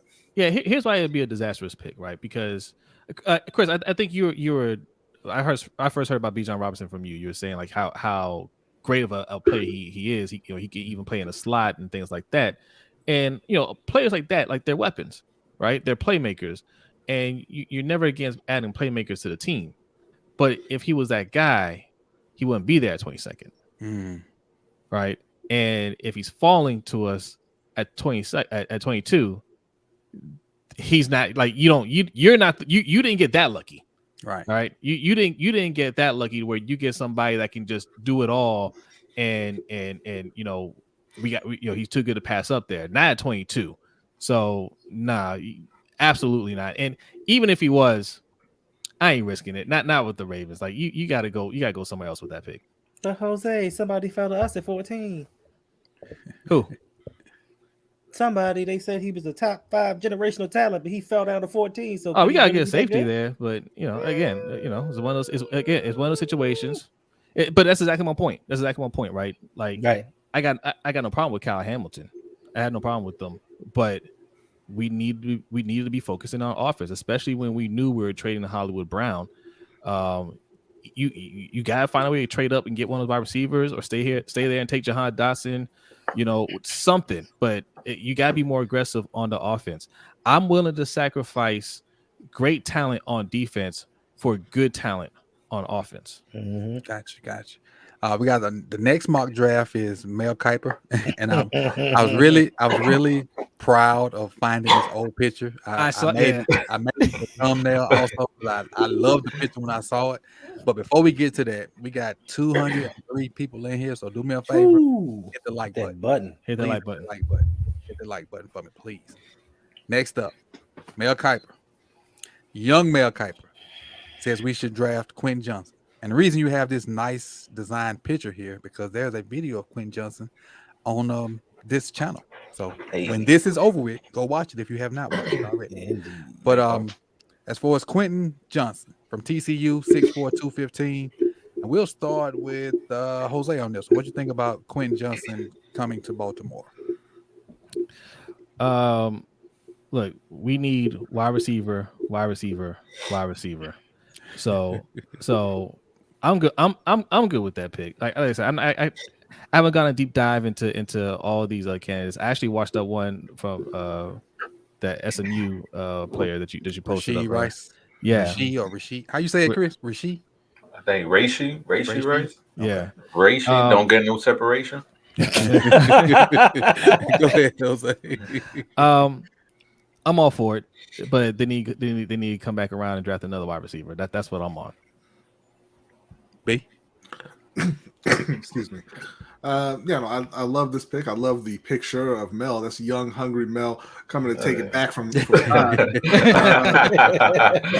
Quentin Johnson, I think, would be a great pick. I don't think he's going to actually be there when Baltimore picks, but like Jose was saying, it's about remaking the entire room. Mm-hmm. So I think it's a very good pick, but I don't think he would make necessarily a huge impact. I think they still need to go out and get a true number one receiver prior to the draft, and then you add Quentin Johnson to that room, and then you've got 3 NFL caliber receivers. I know that's mind blowing for Ravens fans. But trust me, you're on the right track there. And then you come back in the next day and you can get another one as well. But yeah, I love Quentin Johnson as a pick for Baltimore. Mike. Yeah, as I said earlier, man, what scares me about picking a wide receiver here is that he got to come in and, the expectations here in Baltimore is, he's got to be the guy off the top. And, but I would like the pick, as B just pointed out, as a compliment, and hopefully, he pans out to being what we think he can be. I like the kid's measurables. I mean, I think we do need a big body. I'll be honest with you. I am a college football fan. I did not watch a lot of TCU outside of the bowl games and stuff like that. But from what I saw, I like the kid. I just don't want the expectation, especially at 22 or whatever it is, for him to be the number one guy. But I do want to defer to, Chris and you, Coach, because I know you guys study this. So if you guys are saying this is a good pick and he a dog, then that's who I'm putting my card in on this guy. But I'm just afraid for any wide receiver at this point. At this point in the draft coming to us, and not the expectations not being too much for them. But as a compliment to a better wide receiver room, I'm all for it. If it's up to me, it would be Hyatt. But if it was up to me, it would be Hyatt. Hendo, what you think about Quentin Johnson? I think it would be a decent pick. Like Mike, I haven't watched a lot of college football this year, but I have seen him in a few games, and he is a lot faster than I thought he was. Mm-hmm. It would definitely be refreshing to have a wide receiver that's over 6'1" in that room. But personally, don't draft him. Take that first round pick and go get somebody that's proven, because we as an organization has shown time and time again we cannot develop wide receivers. Come on, trade that pick for a proven receiver. That's what you're saying. Yeah. No, I'm just asking for clarity. That's all. No, clarity, I'm saying yes, because who have we developed? We can't develop wide receivers. Mhm. Other teams have taken 3rd, 6th, 7th round undrafted free agents and turned them into superstars. We can draft all throughout in any position that you want, and these dudes are just regular dudes coming in the draft. Either we just can't see the talent, or we can't help that talent take to the next level. And I think that Quentin Johnson, even though he has some measurables and he's a pretty decent receiver, he's still raw.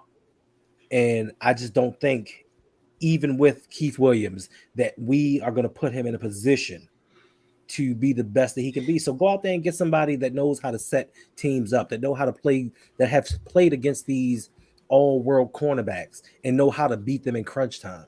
You know what I'm saying? We've said this so many times before. We as an organization put so much pressure on these rookies to carry this team. We don't need to do that at the wide receiver position, especially when we don't know what the quarterback situation is going to look like. Chris? So yeah, with like just the whole view of wide receivers is changed for me. Like since since they parted ways. Because like if you would say like, oh, get this wide receiver, I'd be like, yeah, but it's Giro. So what big difference is it really gonna make with Giro there? But now with Monken, it's like, all right, now we can expand. Like Coach, you mentioned a dude like Jalen Hyatt. It's like now I can see a fit with Jalen Hyatt in the Todd Monken offense. And I think I could do it with Quentin Johnson too. He's not perfect. Like, Right. He's not. You'll see some dumbasses say like he's AJ Green because he's tall and he's fast and he got some good agility. He's not AJ Green, so get that out of your head. Hands ain't like AJ Green. Hands might not be like Jason Pierre-Paul. Big Reg, where you at? Big Reg, where you at? That's a shout out to Big Reg. But go ahead. But like I say that, but I don't think he would have to step in and be the number one dude here. Like I think he would probably be 3rd in the pecking order when you look at Andrews, and then if Bateman is healthy, and then I think he's the 3rd option. I think Quentin Johnson as a 3rd option. I think that's a hell of a 3rd option for me, because you got a guy who I think his ceiling is the highest out of anybody in this class. There is bust potential, just like with any wide receiver or any prospect, but there are some physical things that he can do on the field that other dudes just can't at that size. Yeah. We talk about the hands. Yeah, his hands, they can be a mess sometimes, but then there's other times where it's like, damn, how the hell did he pull that off? Like he had a game-winning touchdown against Kansas, and he pulled off a Willie Mays diving catch in the end zone. And it's like, oh, okay. I just think about the Michigan game. And he caught a little shallow cross, brought about a 3-4 yard throw, gave the DB a little hezzy, and put them jets on. Yep. And that's the play that opened my eyes to like, oh, this cat might could do something. Because I remember watching, like half kind of watching the game because we were setting up for a New Year's Eve party. So I was kind of half watching it. And I was like, well, this dude ain't did nothing all game. And he's supposed to be the best wide receiver because, I really didn't watch a lot of college football this year on purpose. And then when that happened, my eyes locked in and I kind of forgot whatever I was supposed to be doing and tried to see what he was doing the rest of the game. Because to be that fast at that size and have that agility is straight. But then when I went back and watched his games, and he, like you said, he ain't perfect, but you could see some things there. But the reason I say Hyatt is because what he can, Hyatt's impact won't necessarily be in the pass game. Hyatt's impact will be in the run game. Because you're going to have 2 safeties if Hyatt's on the field. He's going to immediately step in the NFL and be one of the fastest cats. And if you put him in the slot and run him with his own seams and posts down the middle of the field, you're going to have 2 safeties. And then we can run the crap out the ball. And I think too many people are going to nitpick with Jalen Hyatt. Like, because there's route tree and stuff. He don't do this, he don't do that. But what does he do? Like, what does he do that's at an elite level? Like, that's what I'm worried about. Like, I'm worried about what can he do? Because you're not drafting him to be your number one guy. You're drafting him to be a dude who can put the fear of God in DBs and have a Cam Smith play you 10, 15 yards off the ball every single snap. Which is what people fear from Tyreek. Mhm. Right. And Tyreek got better as he was in the league. Tyreek just was fast when he came out. And not saying this cat would be Tyreek, but he just, you can't coach people to run that fast. And he can catch. Right. And he makes subtle moves while he's running that he don't have to slow down to keep going. Even though that they asked now Hendo, I will tell you this, that at Tennessee, the man ran about 5 routes. Right. But that was their offense. And a lot of his stuff on his highlight tape is bust. Like the DB bust. So, but it is what it is. Let's move on to these last two real quick and we can get on out of here. Dan Jeremiah, Chris's other boy. Matter of fact, we're gonna lump him and Bucket Brooks in there together since they both work in the NFL Network. And both of them, to me, suckers for this. Both of them said we picking Anthony Robinson, AR-15 from Florida. Both of these guys said that. Richardson. My bad. Jose, we'll start with you. What you think about us potentially picking up Anthony Richardson? Bucky Brooks is a sucker, man. Like, he been trying to get rid of Lamar since after his MVP year. He been talking about the Ravens should go and get a quarterback. Graduate Lamar, some nonsense like that. They've been trying to get rid of Lamar. I know in Bucky Brooks' case, like he buys into the narrative that, you know, your window is only open as long as your QB is on a rookie contract. Even though we just saw the Chiefs win it all with a quarterback who's not on a rookie contract, the furthest thing from that, right? So that narrative is already shot dead. But it's just ridiculous. We didn't really start hearing this narrative until Lamar won his MVP, and it was clear that he was going to be that guy and he's going to get paid. So this is just him further pushing that. But I can understand a little bit now, since it's, you know, it's looking like a very high possibility that Lamar could be going elsewhere. So yeah, their focus does need to be on a quarterback. But I don't even want to get to this part right here. They need to put all their focus on signing Lamar, because even if, I'm not sure if he will be there. Richardson will be there at 22. Mm-hmm. But again, you want the quarterback that's there at 22? I don't think so, right? You're gonna have to try to move up and get in the game if you're trying to replace Lamar. Mm-hmm. So if this guy's sitting there at 22 and you're like, this is a good replacement for Lamar, I think that's just another losing strategy. Yep. B? I mean, I don't think that's a losing strategy. You're a fellow Raven fan, told you, drive with Carr. Pay Lamar, drive with Carr, and sit Anthony Richardson for a year and a half, and then he's gonna be ready to go. He's gonna be, everybody gonna tell you he's Cam Newton, and then he's gonna get out on the field, and you're gonna realize that's not really true. But maybe he can play anyway. Who knows? What I do know is that if you trade Lamar, you're not trying to win, so it doesn't matter who you replace him with. That's true. I'm with you 9,000% on that, B.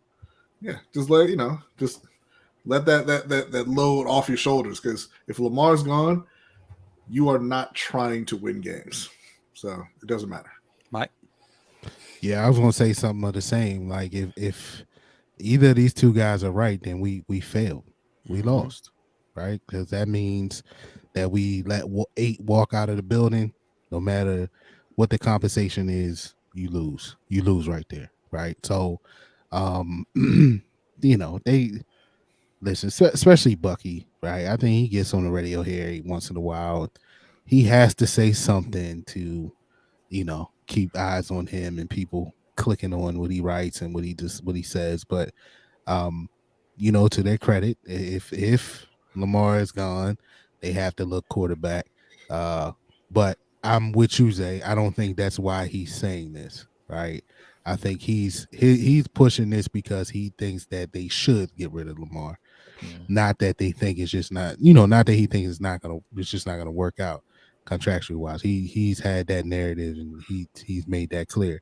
But if we are selecting the quarterback, we failed and we lost. We as an organization, we have hit the dumps. So yeah, that's how I feel about that. Hendo?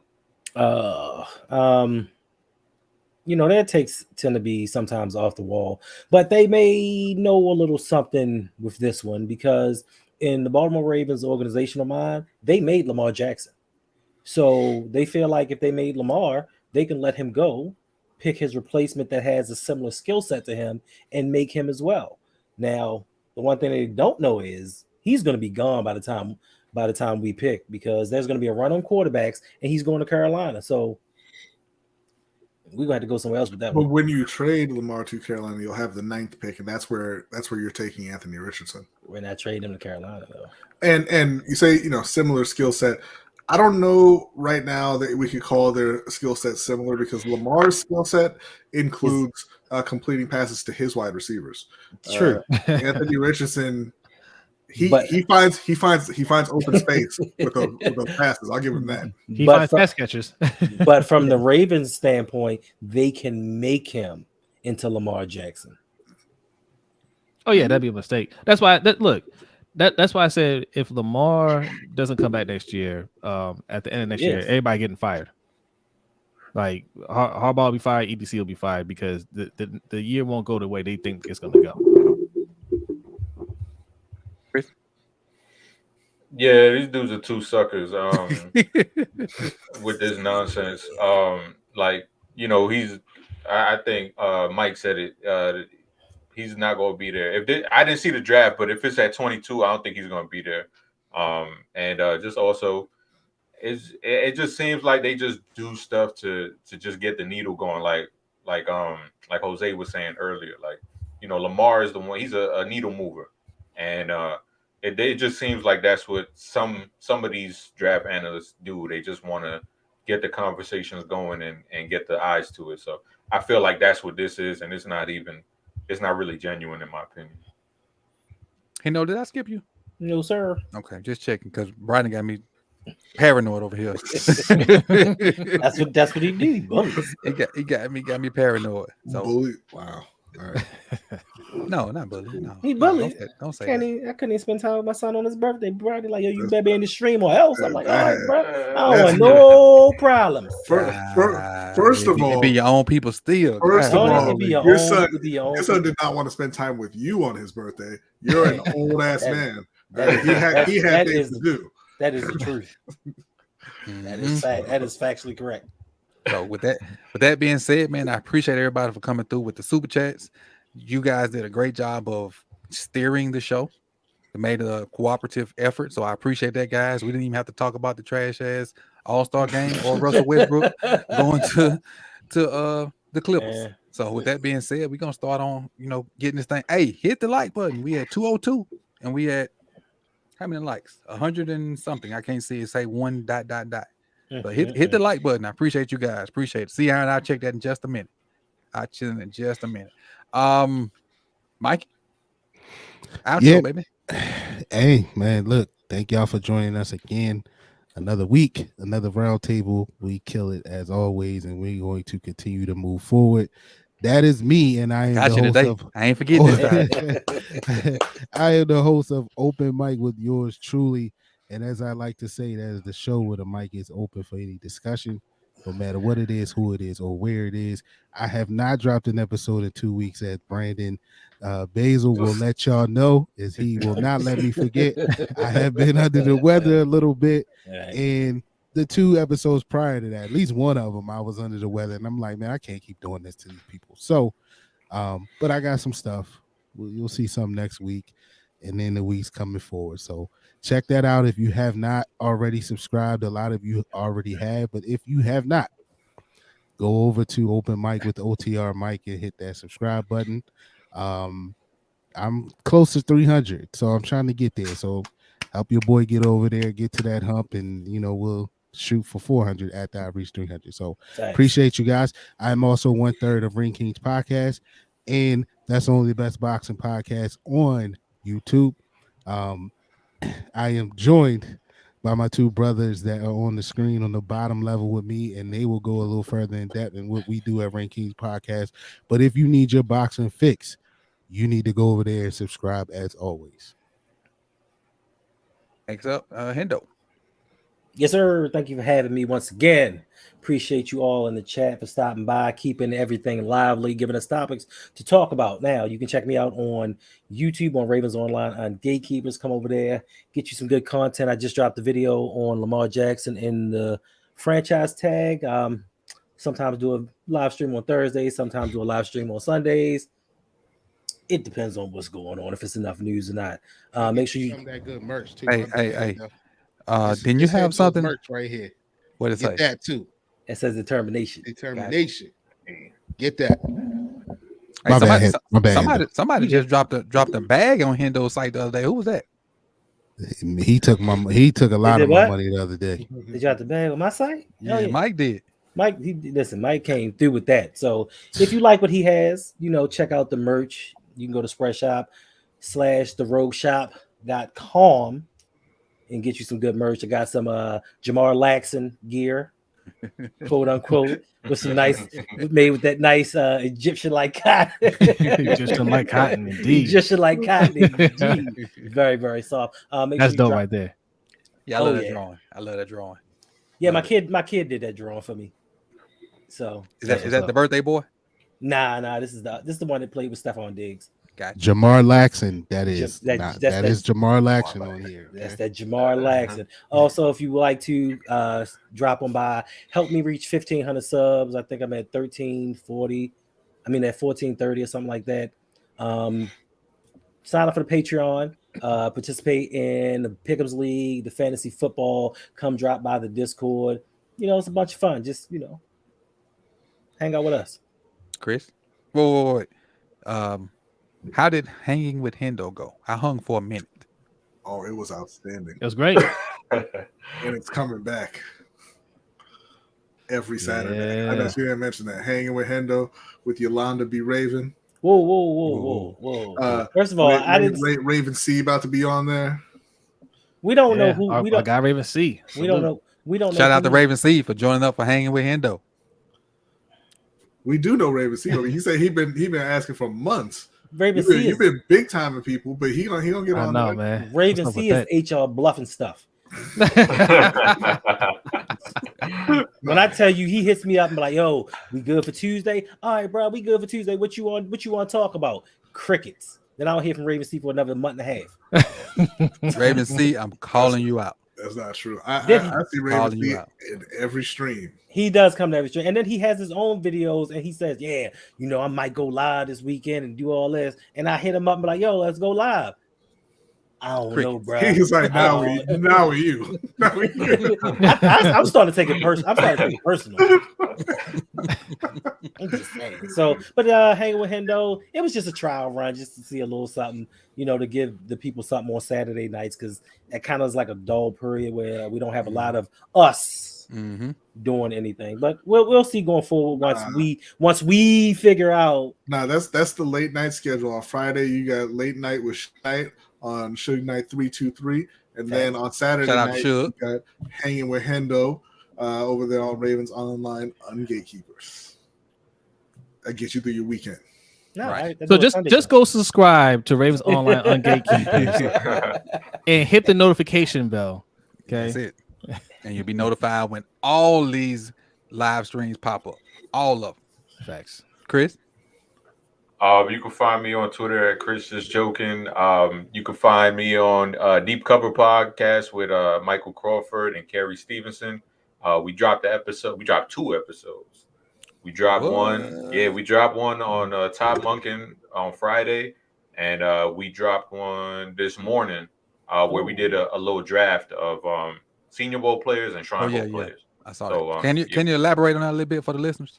Yeah, so we just basically what we did is we drafted like quarterback, running back, wide receiver, offensive line, and we just went through the 3 of us and we just drafted who we thought were the best at those positions. So it was just like a regular draft between the 3 of us. And then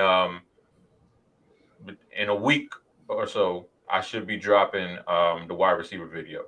I finished. I did all the cut-ups. The hard work is done. I just got it recorded now. So nice. Question. Let me ask you this while it's on my mind. Everybody's begging me for Zay Flowers and JSN.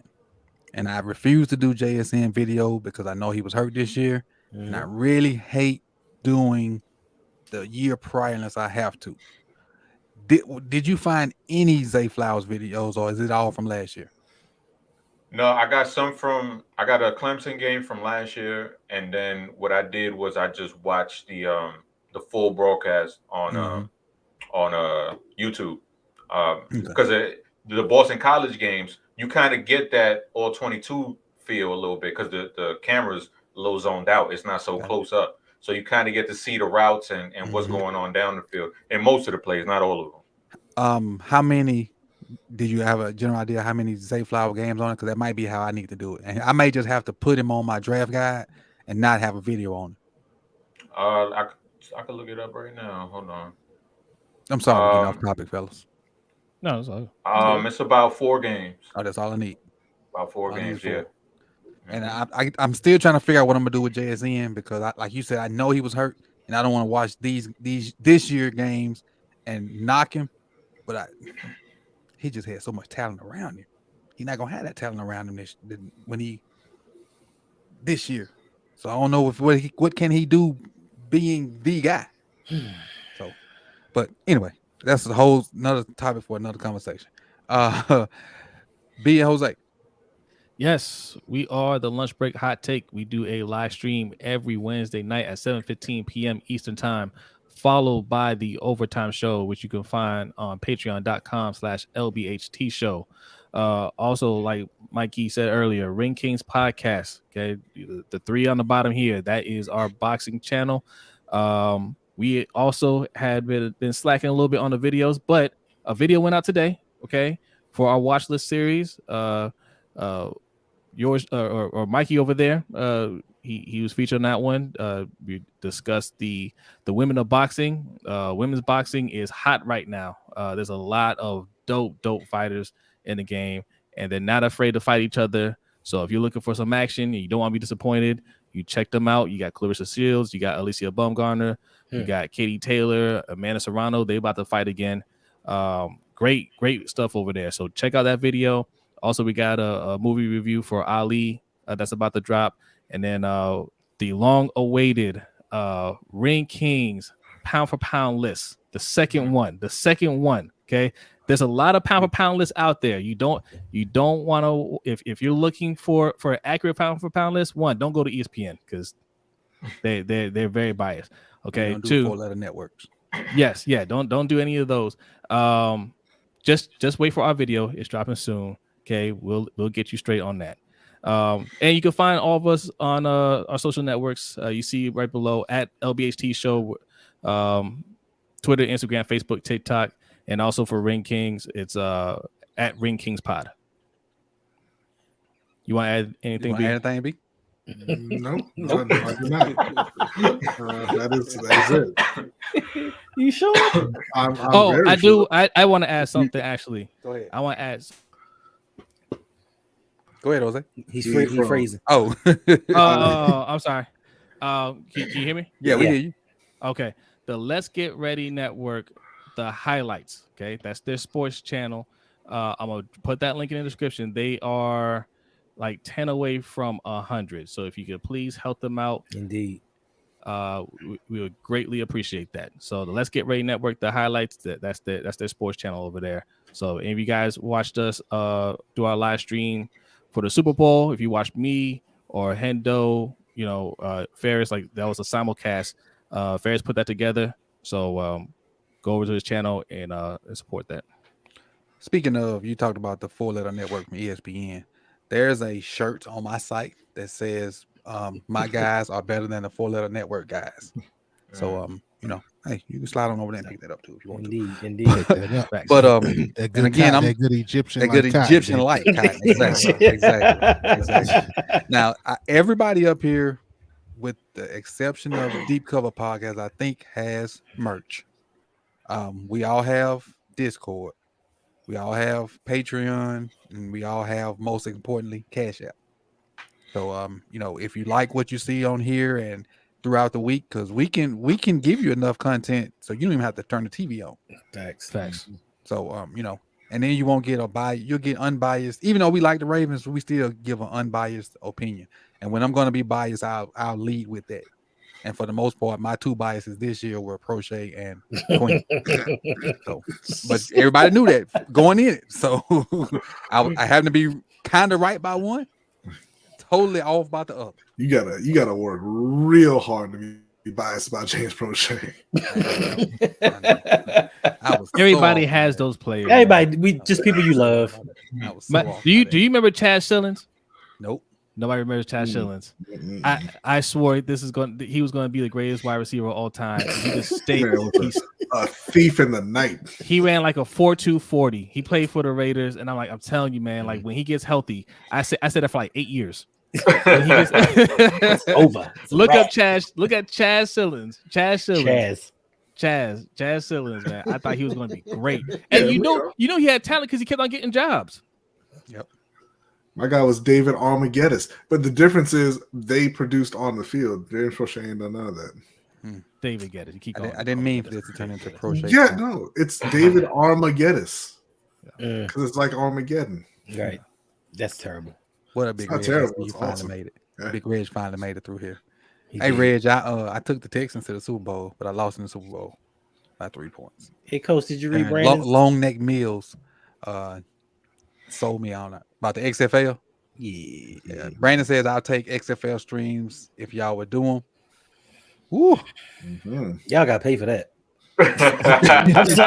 I'm sorry if I gotta watch the XFL. That's gotta be a Patreon thing. That's because I watched parts of a couple games this weekend, and I'm trying to figure out who I kind of want to root for. And I'm kind of rooting for Josh Gordon, and I'm kind of rooting for De'Aaron King, and trying to looking for some of my former players that I thought Kylan Hill would be in the XFL, but I didn't see him on the roster. I was hoping he would be there. But, Matt Elam was on the team. Yeah, I was about to say any team for Matt Elam. But Brandon, if you're looking for some XFL content, you're in luck because on Wednesday's overtime show, we will be talking about the XFL. There it is. It's going to be that's on this show. Yes, the overtime show. All right, which you can find patreon.com/LBHT show. We are talking the XFL. Can it last? Will it last? And how will it last? Okay. What does it need to do to survive? Can I add something to that? Throwing passes, I'll tell you that. Can if and this is just me probably overstepping my boundaries, but talk about the different rules. I don't know if that was already a part of it, but I saw some stuff that I liked. Well, Coach, the good thing about the overtime show is you anybody can contribute to it. If you guys wants to talk about something specific, then it's done. We'll talk about it. And I'm gonna try to get in there this Wednesday. I'll always be, for the most part, be watching, but I just don't come on sometimes. I'm gonna try to get in there this Wednesday. You're more than welcome. But this stemmed from a conversation we had the other day. Me and B, we had some lengthy conversations offline about stuff, and it's just there's so many of these leagues that try to pop up and survive. Right, it's like the second time or third time the XFL has made a stab at this. USFL, the Alliance League, all these leagues, and then like they fall apart after a year or so, right? And the discussion came up: how can this time be different for the XFL? Like, what can they do to actually stick around this time? Save it. Cool. But what I do like about the XFL, and this has nothing to do with the play on the field, but The Rock. Yeah. If I'm not mistaken, he was at every game that was nationally televised.